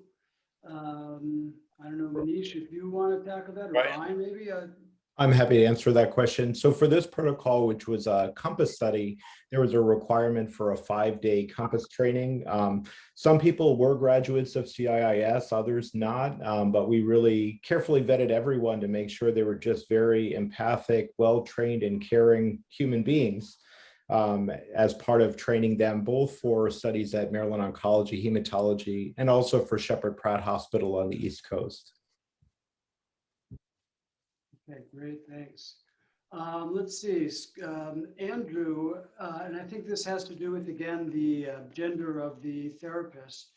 Andrew comments, seems the intention is to identify same gender in place of same sex. How would we surface identifiers of gender in, say, a provider directory to help match patients to psychologists? I think that, again, I'm not sure if there's any one person who might be best suited to try to answer that. I'll let any of our team members jump in if that works okay. I think, so again, the concept is that if gender identity and sex aren't the same, how would that be surfaced to help match patients to their therapist? Have we had that issue yet? Has that come up? I don't think so. No, it's probably not come up as an issue. I think we're saying it's not probably as important as issues we're thinking. And that, as Bill said, having a really good therapist, building trust with the participant is probably the most important characteristic. I would add, if I may, from a FDA regulatory perspective, their agreement to support this trial was predicated on us being fine with everything being audio and videotaped. That has not been an issue for any of the patients.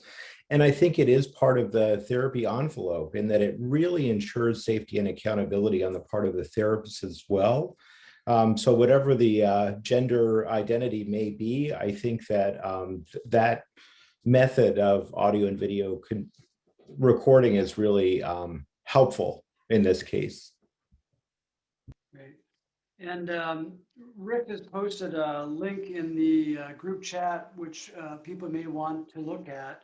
It's an article that was written about all female teams, he says, and he notes that they work great. He notes that he prefers the male-female team, but he doesn't think that's necessary, and other arrangements can work well, even one person as a facilitator.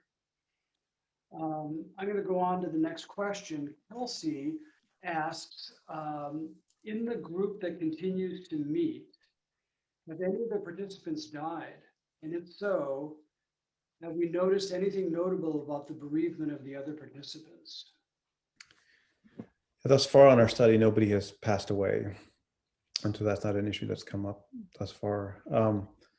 I would say, I think that's probably been the most exciting learning is really the group process. I think we're just at the beginnings of learning about it in the above ground world. Obviously, it's been known But to see the opening that occurs, and there was concern around, so we're allowing different stages of cancer patients to come on. So even stage 1 to stage 4. And there was concern that would it cause distress to have somebody with more advanced cancer be with somebody with earlier stage? But it really hasn't. The amount of connection that's there has been so powerful. And I think we're just starting to see letting that, there's almost a natural organic process by which occurs, the caring and the bonding. And no matter how much we tell them, to hear their own stories from another participant is really quite transformative. And to see that change occur in that bond is quite powerful. But we haven't had that issue come up yet. Shippen asks whether there has been interest from other oncology centers about our model. I'm not sure if Manish, you or Paul want to tag on that one, or Kim. I'll let you kind of traffic the question. Paul, do you want to jump on, or I can? The answer is yes. There's lots of interest, but go ahead, Paul. Yeah, I think that's the bottom line answer, and a lot of people are interested in how we have done it, and in particular how we set up the space.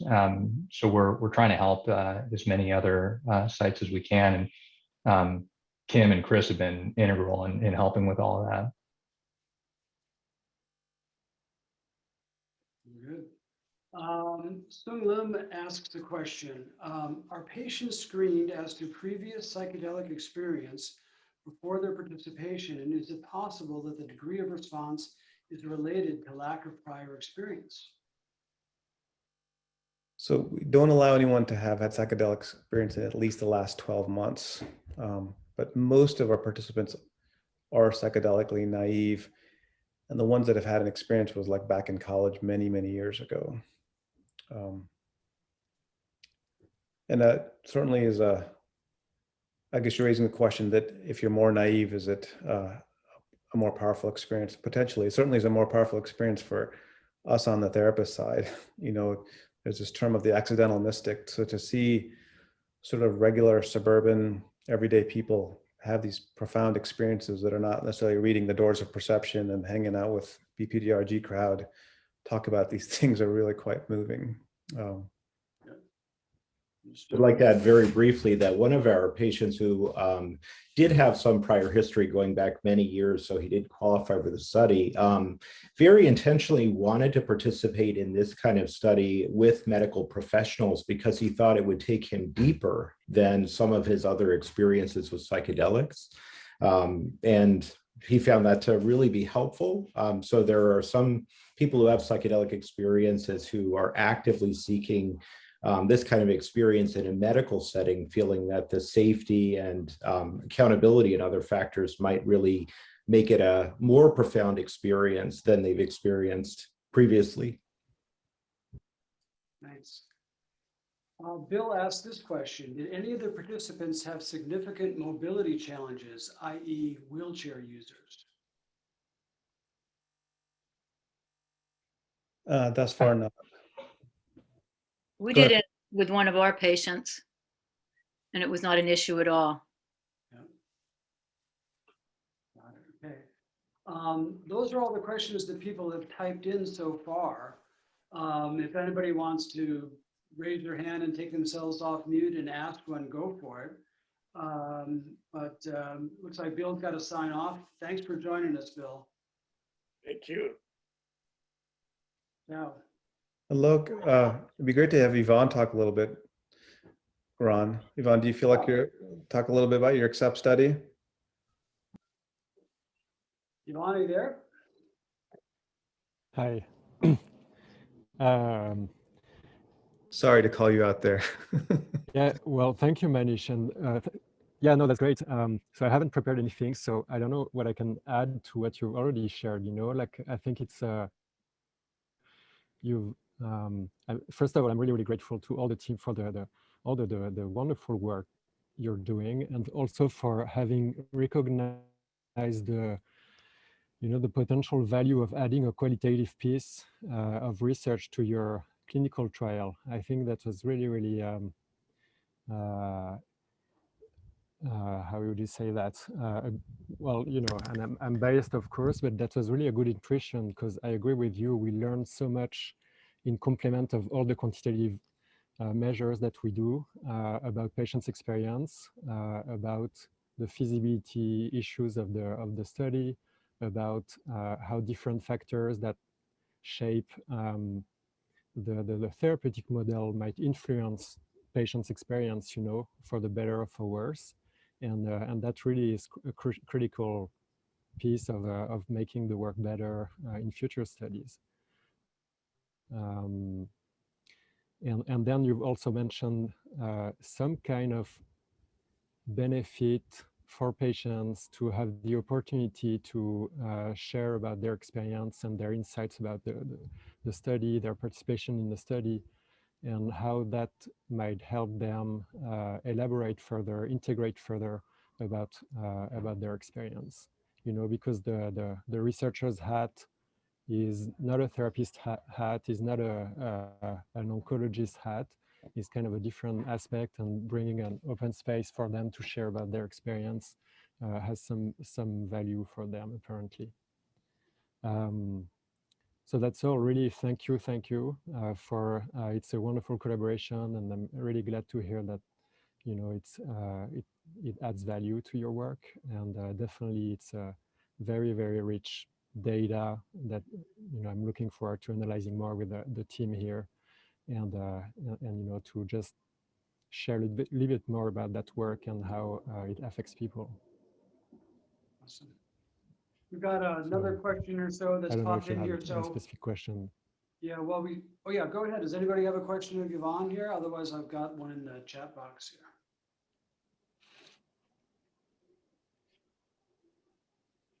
Okay, I'm going to take Anita's question.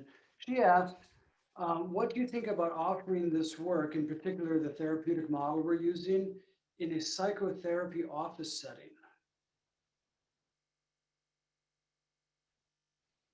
Who'd like to tackle that?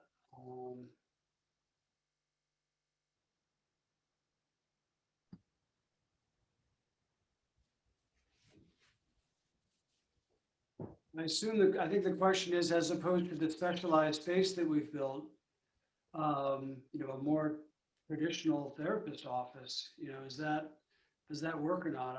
My first thought is not with the simultaneous administration of 4 patients. That would be a bit too complicated, I think.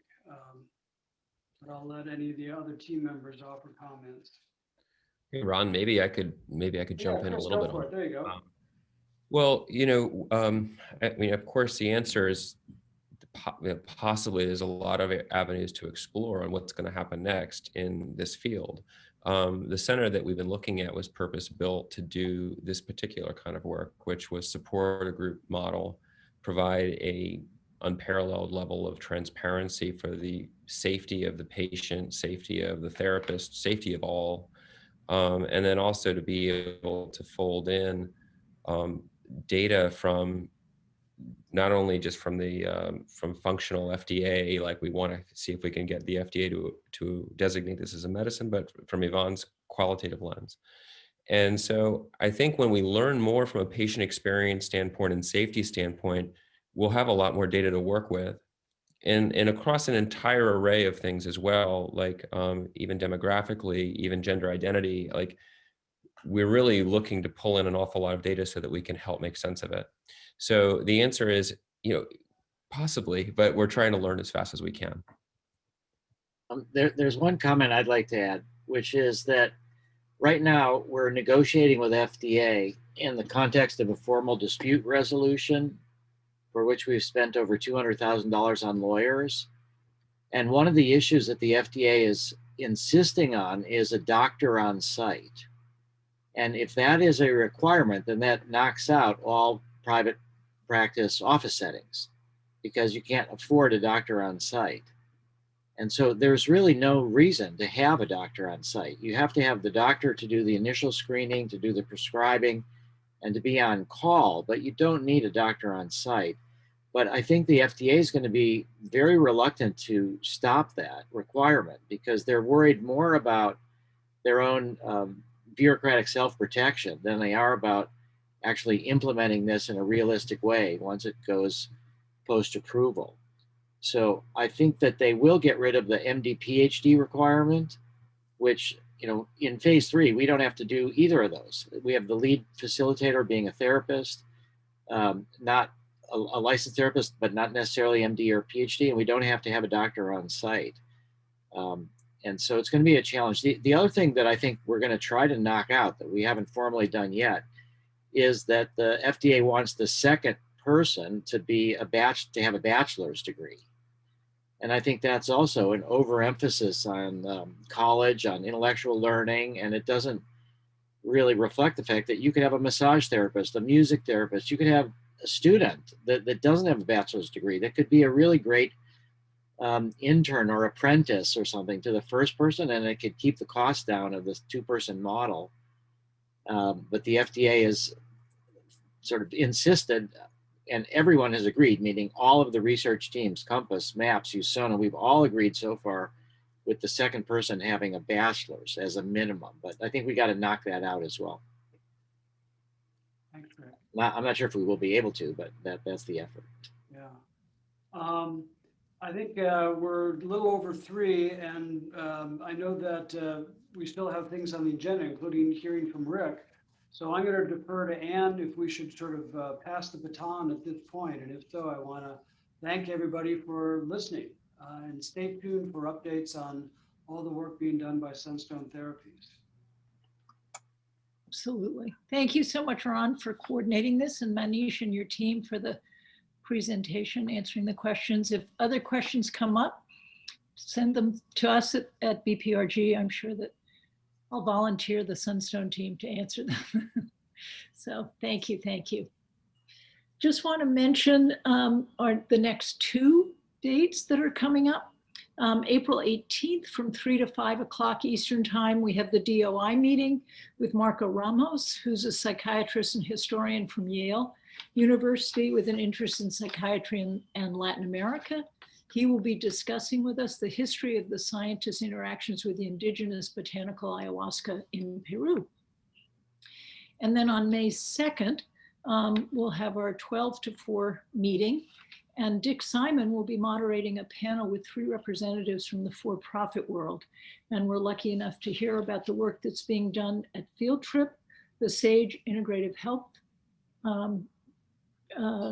clinic in Oakland, and then Synthesis from Amsterdam. So that's a wide range of people, and we're really looking forward to that discussion.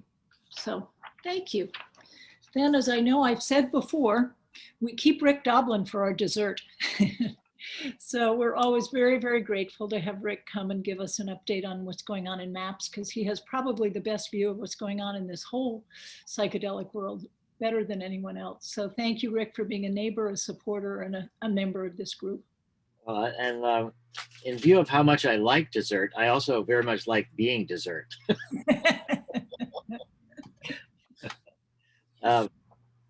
So it was terrific to hear what Manish and team are doing on group therapy. Although again, it's not simultaneous administration in the same room, but it's in the right direction towards that. So, and the way that they've got the purpose-built center. So there's 2 things that have just happened in the last week that I'll just bring your attention to. And then I've got some phenomenal news that I'll share, and then some other big picture things. But what just happened on Wednesday is that we published our marijuana PTSD study in 76 veterans. And this is on +1. So this is a study that took 7 years to get permission to do because the National Institute on Drug Abuse resisted it. It took 3 years to do the study. It took 1.5 years to write it up and get it published afterwards. And it took $2.2 million from the state of Colorado. And at the end of it, it was a failed study in certain ways. So it was now, we already know that marijuana for PTSD is a palliative treatment, and it's not really got the potential for curative the way MDMA-assisted psychotherapy can. But a lot of people would prefer to use marijuana. A lot of people want to have just symptom reduction. A lot of people don't want to confront the trauma that you need to do under the influence of MDMA or psilocybin or even ketamine. So we thought it's a really important study to do. We could say on the face of it, it was very successful in that there was no safety problems. So from a safety perspective, this was pretty good. We compared 4 different kinds of marijuana. One was NIDA claimed it was 12% THC. We had it analyzed twice as 9% THC. They never shared their analytical information with us, so we're calling it 9% THC. The other was 12% CBD.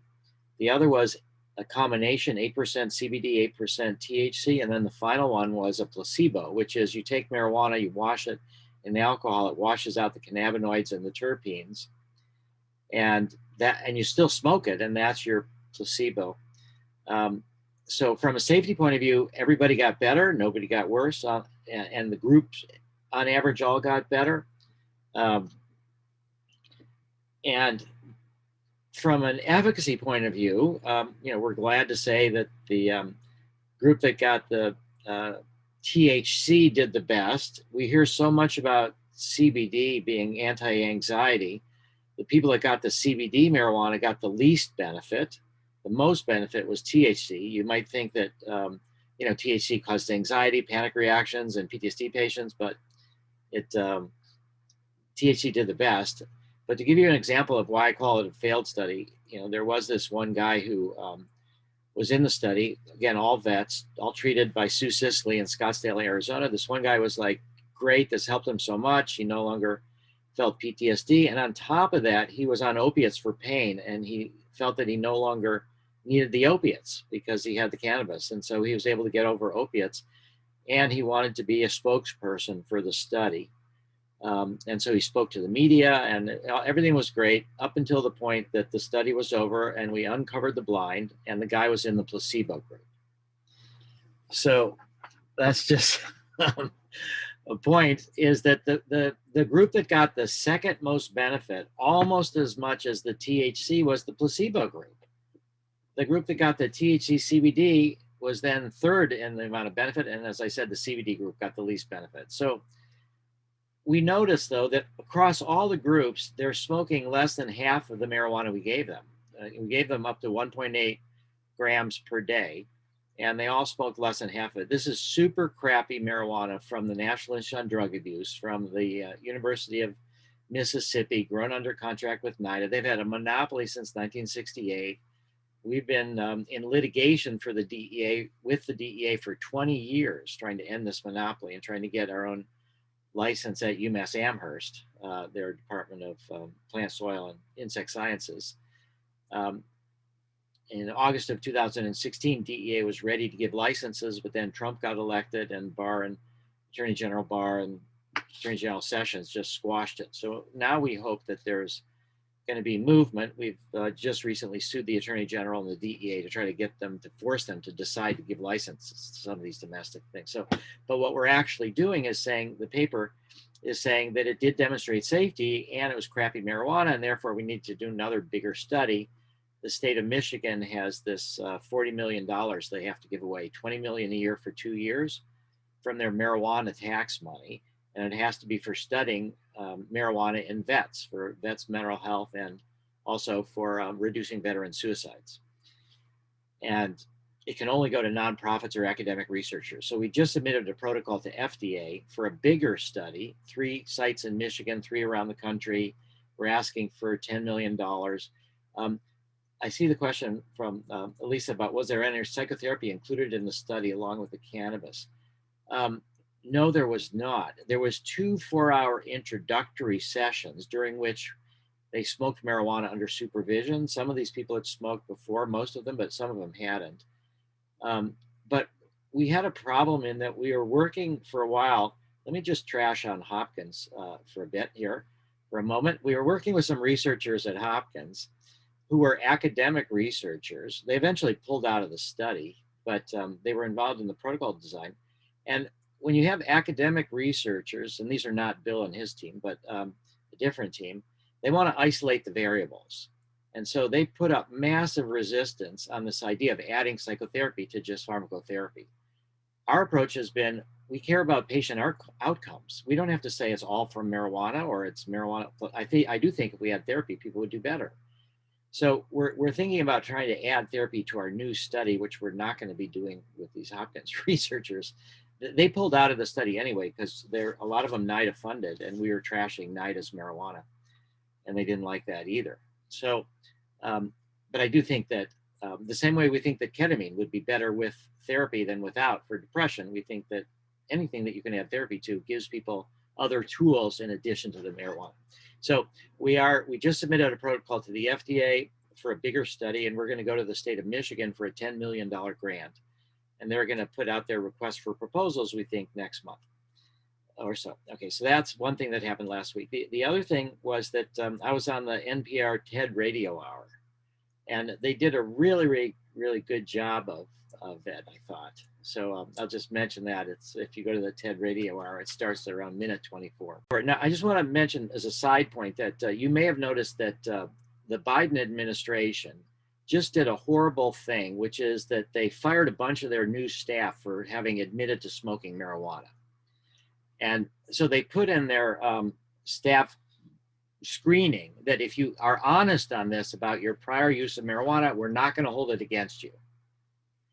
So then after about 6 or 7 of these staff working out of the White House now had admitted to prior use of marijuana, the Biden administration fired them all. And in fact, we were connected to one of them. So it was really terrible. And in particular, a lot of it for me is we're focusing a lot on commercialization. We're assuming we're going to succeed. We've built up an enormous team to do that. We're thinking about, with Leah and others, insurance coverage.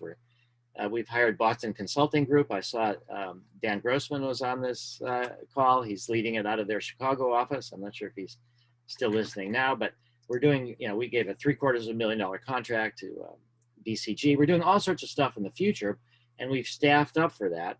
And so what that means, though, is that now we have our overhead is a lot stronger. So the other good thing that happened on Friday, for a month, we've been having slow enrollment in our phase 2 study.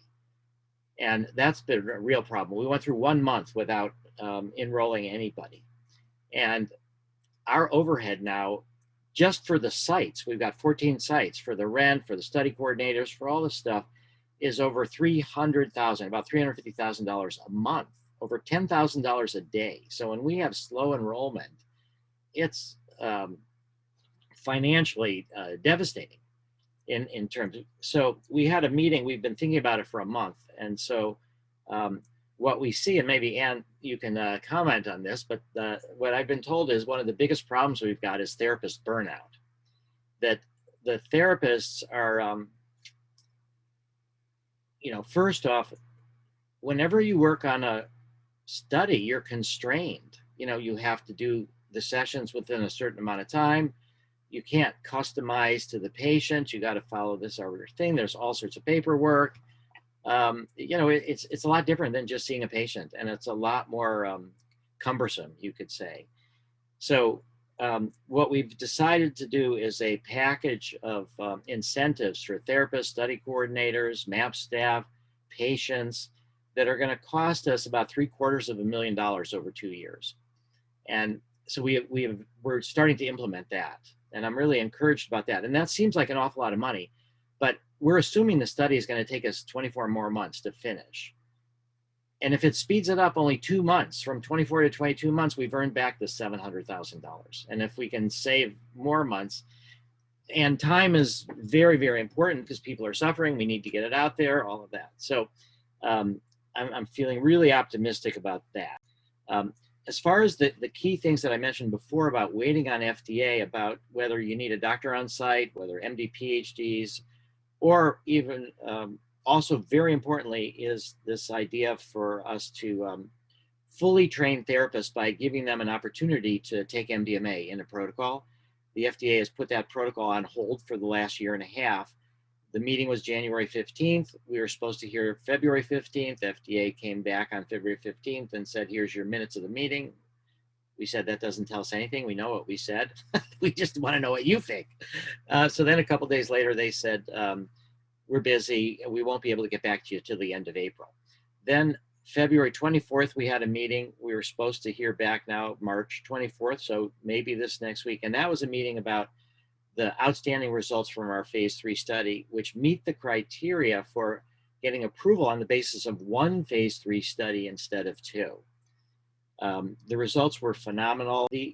We're not quite ready to do this, but we have worked with people informally, not we, but Stories have worked with people informally of people on SSRIs. You double the dose of MDMA and they have a full MDMA experience.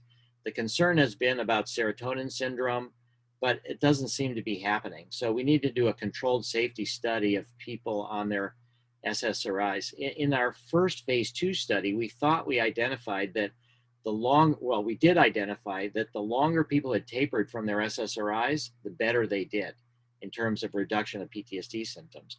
But we did not see that in the phase 3 data. So whether we can successfully treat somebody on SSRIs, we don't really know. But if we could do that with double the dose of MDMA and not run the risk of serotonin syndrome, there'll be a lot of people that don't want to taper off SSRIs. The other advantage of us trying to move forward with cannabis is that, SSRIs will blunt the effect of MDMA. That's why we talk about double dose. But if we can get cannabis as a legal federal medicine for PTSD, people can switch from SSRIs to cannabis if they wanted to, and you just need to stop the cannabis a day or so before the MDMA. It's not going to impact the session. So anyway, we have to figure this out though. Can we double the dose and not have serotonin syndrome in people on SSRIs with MDMA? So those are all, so we're waiting on FDA. We think that the FDA is going to tell us in the next few days that we're going to have to wait longer to find out if they'll let us file with one phase 3 study, but we think they'll reject it anyway.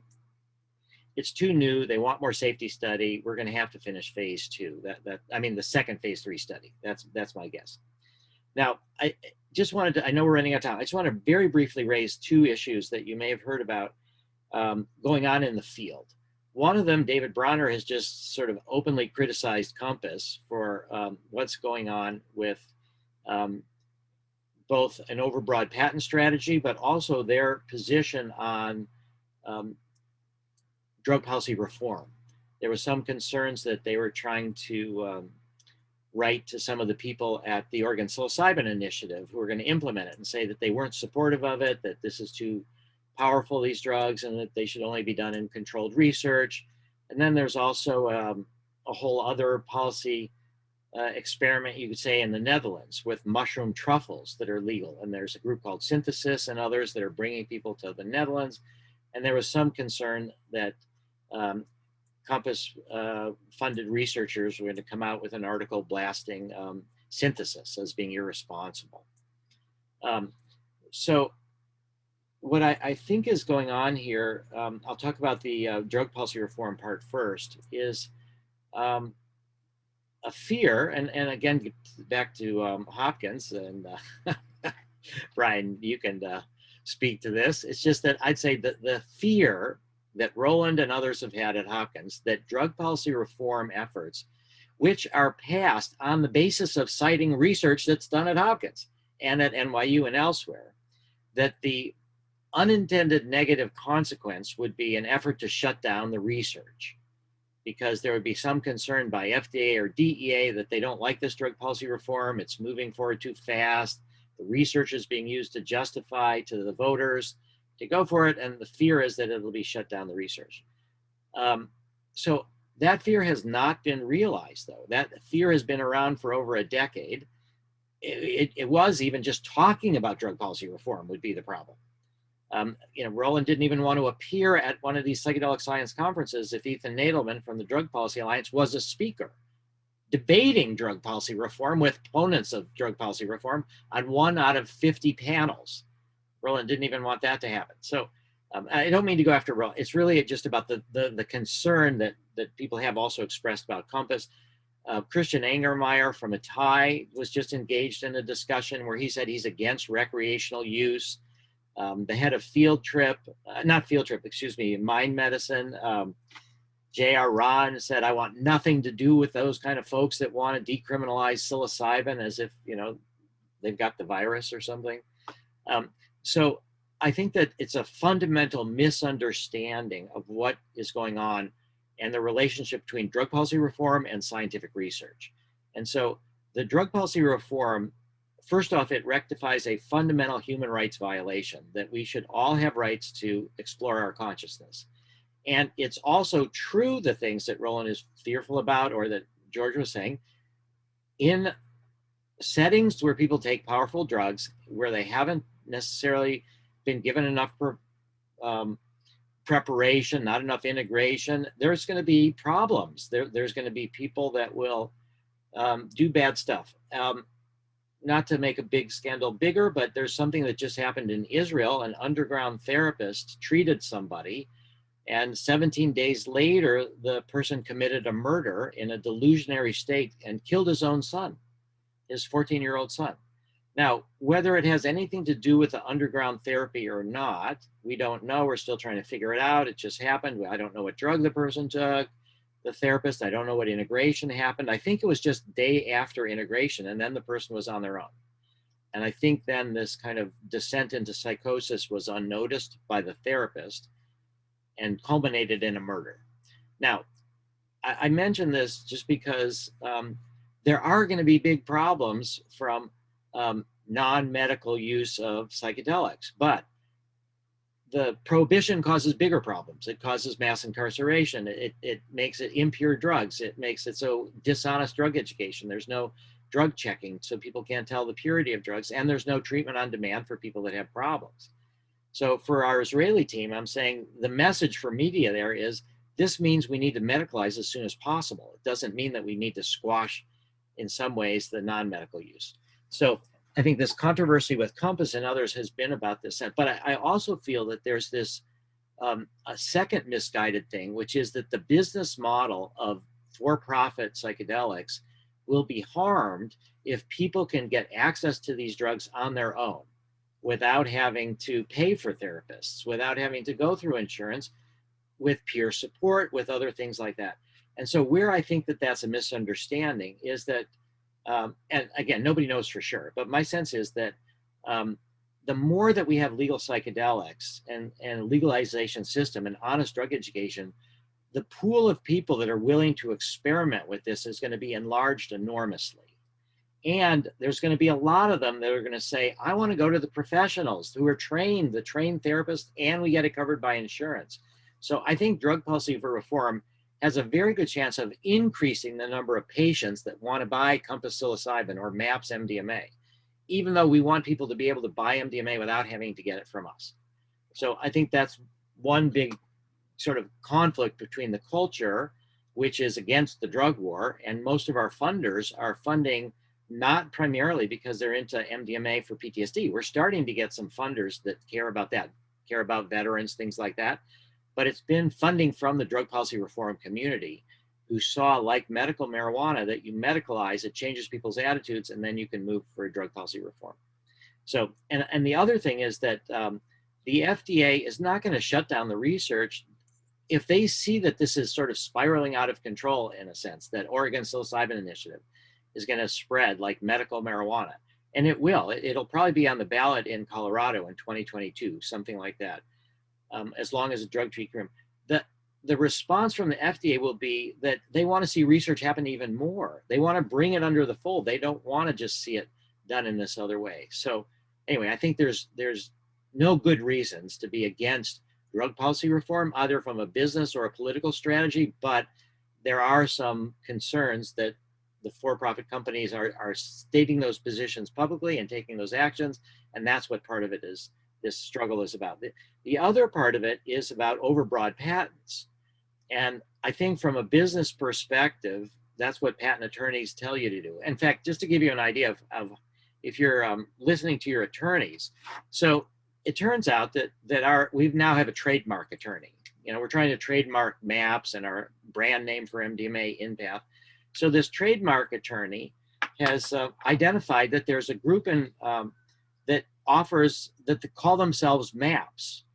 but it's with a small s, not a big S. It's mindful awareness practices. And they teach people, businesses, mindfulness.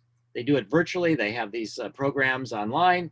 They do this virtual mindfulness. And so our lawyers have said that they're very worried that there'll be confusion between MAPS, all in caps, with MAPS with a small s. And therefore, they suggested that we work with this mindful awareness practices and sue them and try to get them to change their name, because they don't need the S. It's mindful awareness practices, MAP, but they just threw the S on for plural. So they don't really need the S.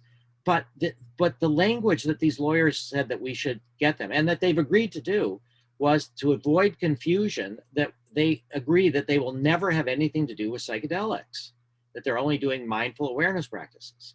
So I'm looking at this and I'm thinking, how did MAPS, whose job it is to try to stimulate psychedelic research, are being told to put language that prohibits somebody to do psychedelics, when at the same time we're working with MGH and with Franklin King and others to add MDMA to the mindfulness program that they have for the vets at home base. So it's just ridiculous how things get turned around like that. So of course we're going to take that language out. We're not going to ask them to do that. And then UCLA has something called mindful awareness practices with a small s. So now we'd have to knock out UCLA, who's doing mindfulness too, if we want to preserve our trademark. So anyway, I just say that bunches of people could be getting bad advice from lawyers. I mean, good advice from a lawyer perspective, but bad advice from what we're trying to do. So I think the overbroad patents are really a bad advice. And we had a situation with David Nutt, who's one of our main allies, and Ben Sessa, who just did this MDMA alcohol use disorder study. And they were interested in, we got them the MDMA, we trained them, we worked with them on the protocol, we let them cross-reference all of our data, and then we find out that they're trying to patent MDMA for alcohol use disorder.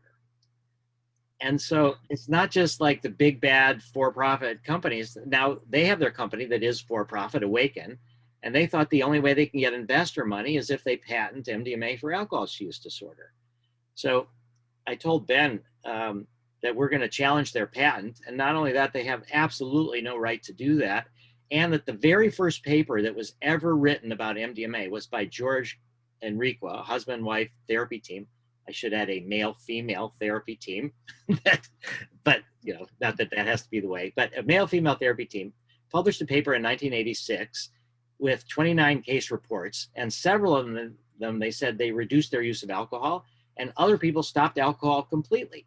So for all these years later, 35 years later, for Ben to try to say they're going to patent MDMA for alcohol use disorder, it's a new original invention, nobody ever thought of it. It's ridiculous. So I think that's where a lot of the problems are. And, it looks like, Compass has tried to patent psychotherapy with psychedelics, holding hands. We've talked about all of this. So whether they're trying to do that only linked to their specific manufacturing form of psilocybin or not isn't quite clear. But I think, so that's what the thing. So now here's how it's even more complicated. And then I'll just say that our approach has been that we would make public our synthetic method for MDMA. The same thing that Compass has patented. And we're working with the same company. And so now Atai, which is the Christian Angermeyer company that's the main stockholder in Compass that has hundreds of millions of dollars, they contacted me and they said, we would like to make variations on the MDMA molecule, potentially to compete with you, but to make it better for patients. And we want your synthetic method because you figured out all the stuff. It's cost us like $5.5 million to figure this stuff out, so that they will use our synthetic method, and then near the end, they'll veer off into some other drug. And my first response was, okay, if you develop a better drug, I want to try it, and if you compete with us and it's better for the patients, fine. But the manufacturer said, don't do it because we haven't yet made it public. They might try to patent it and stop you from using it. And our head of CMC, and I'll just say that we're getting more and more people who are not from the psychedelic community. So the guy in charge of chemistry, manufacturing, and controls, he worked for Big Pharma. Before he worked for us, one of the things he did was one of my other favorite legal drugs was modafinil, Provigil. So he did the CMC for Provigil. He advised that we don't do it. And several people have said we should patent it, but then make it open access so everybody knows it, but prohibit other people from using it commercially to compete with us once our data exclusivity arrives. So any case, we are now having to have a new set of board meetings about whether we do want to patent this, but still make it public, but prevent other people from using it commercially. Partially, I'm not sure about that because once data exclusivity expires and we have a lot more therapists, we may have enough volume to switch from capsules to tablets. Tablets are cheaper to produce, but they're more expensive to figure out how to do it. So we're going through all the way to get the capsules, but then, so we might have new IP related to mass producing tablets. In any case, it's very complicated, and we kind of want to we want to help everybody, but we want to try to avoid these fights. And we just had a big meeting the other day with Atai and the main leadership of Atai about possible collaborations with MAPS. And it started by discussions about drug policy reform and about what's going on with all these patents and how could our reputational risks from working with them, all of that. But then they want to buy 2 kilograms of MDMA from us. And I was like, what do you want to do with 2 kilograms of MDMA? I thought, okay, 40 grams, 50 grams for sure. But so anyway, we're in negotiations with them trying to figure out what's going on there. But it's pretty amazing. And as you look everywhere, Field Trip has just raised $95 million. Numinous has just raised $40 million. We're struggling to raise a few millions now. So we have a big plan about all different ways that we can raise new funding. We think we want to raise $100 million over 3 years. And we're looking at philanthropy, we're looking at loans, we're looking at IPOs, we're looking at all these different ways. IPO changes everything that we've been doing. We have so much volunteer labor. If a group of people are making money, then why should people volunteer? And but if we borrow money from a loan, then we're not selling equity, we pay the loan back. But people have to trust that we're going to get approval, so which we don't have yet. So we need loans to get approval, and so people would be risking their money. So it's a different kind of people willing to loan it, although the Nature Medicine article and our data suggests that we're probably going to make it. So anyway, that's our big thing is what do we do? In the case where all these for-profits are making, we've raised 40 million in the last 2 years. For-profits have raised over $1 billion. And that's just the difference of scales. And that's why people are hiring away our staff at double the salary of what we're paying. We can't afford to match it. There's all sorts of new pressures now that the rise of the for-profit. So overall, I think we're just in great shape. We will be able to publicize the Nature Medicine, but the main thing to say is just that things are really changing in a good way. And we just have to put a massive focus now on increasing enrollment in MAP2 as quickly as we can. Thank you, Rick. We could listen to you all day, and I bet you could talk all day with us.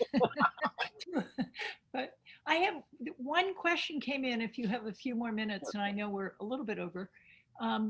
So Jeremy Dalnez wanted to know, is there any published data, maybe from the phase 1 safety study of MDMA, answering the question about the safety of double dosing on the SSRI protocol? No. That's just anecdotal? That's totally anecdotal. Yeah. I mean, that's underground therapists telling us, what did, but there's no data whatsoever. But there is some suggestion that in some animal data that the concerns about serotonin syndrome are not likely to be realized at these doses. There may be unique individuals that are particularly susceptible. I don't know that we know how to tell who those would be, but we would have to do a study. I do see something just from Andrew. I just wanted to say, he says, what about raising money through crypto? Yeah, Bitcoin is like at its all-time high, and there's all sorts of new Bitcoin millionaires and billionaires. We are meeting with one of them next week to try to get more money from crypto. So our main approach is philanthropy, then loans, then as a last resort, investors. Great. Well, thank you. Any other questions, if we're lucky enough to have Rick? If not, then Thank you to everyone for being here. Thank you to everyone who educated us today. And thank you, Rick, as always, for your unbelievable energy and drive to get this all to happen. This would not be happening without you. I think we all know that. So thank you. Thank you. It's great to see you getting such recognition now too, everywhere in the press.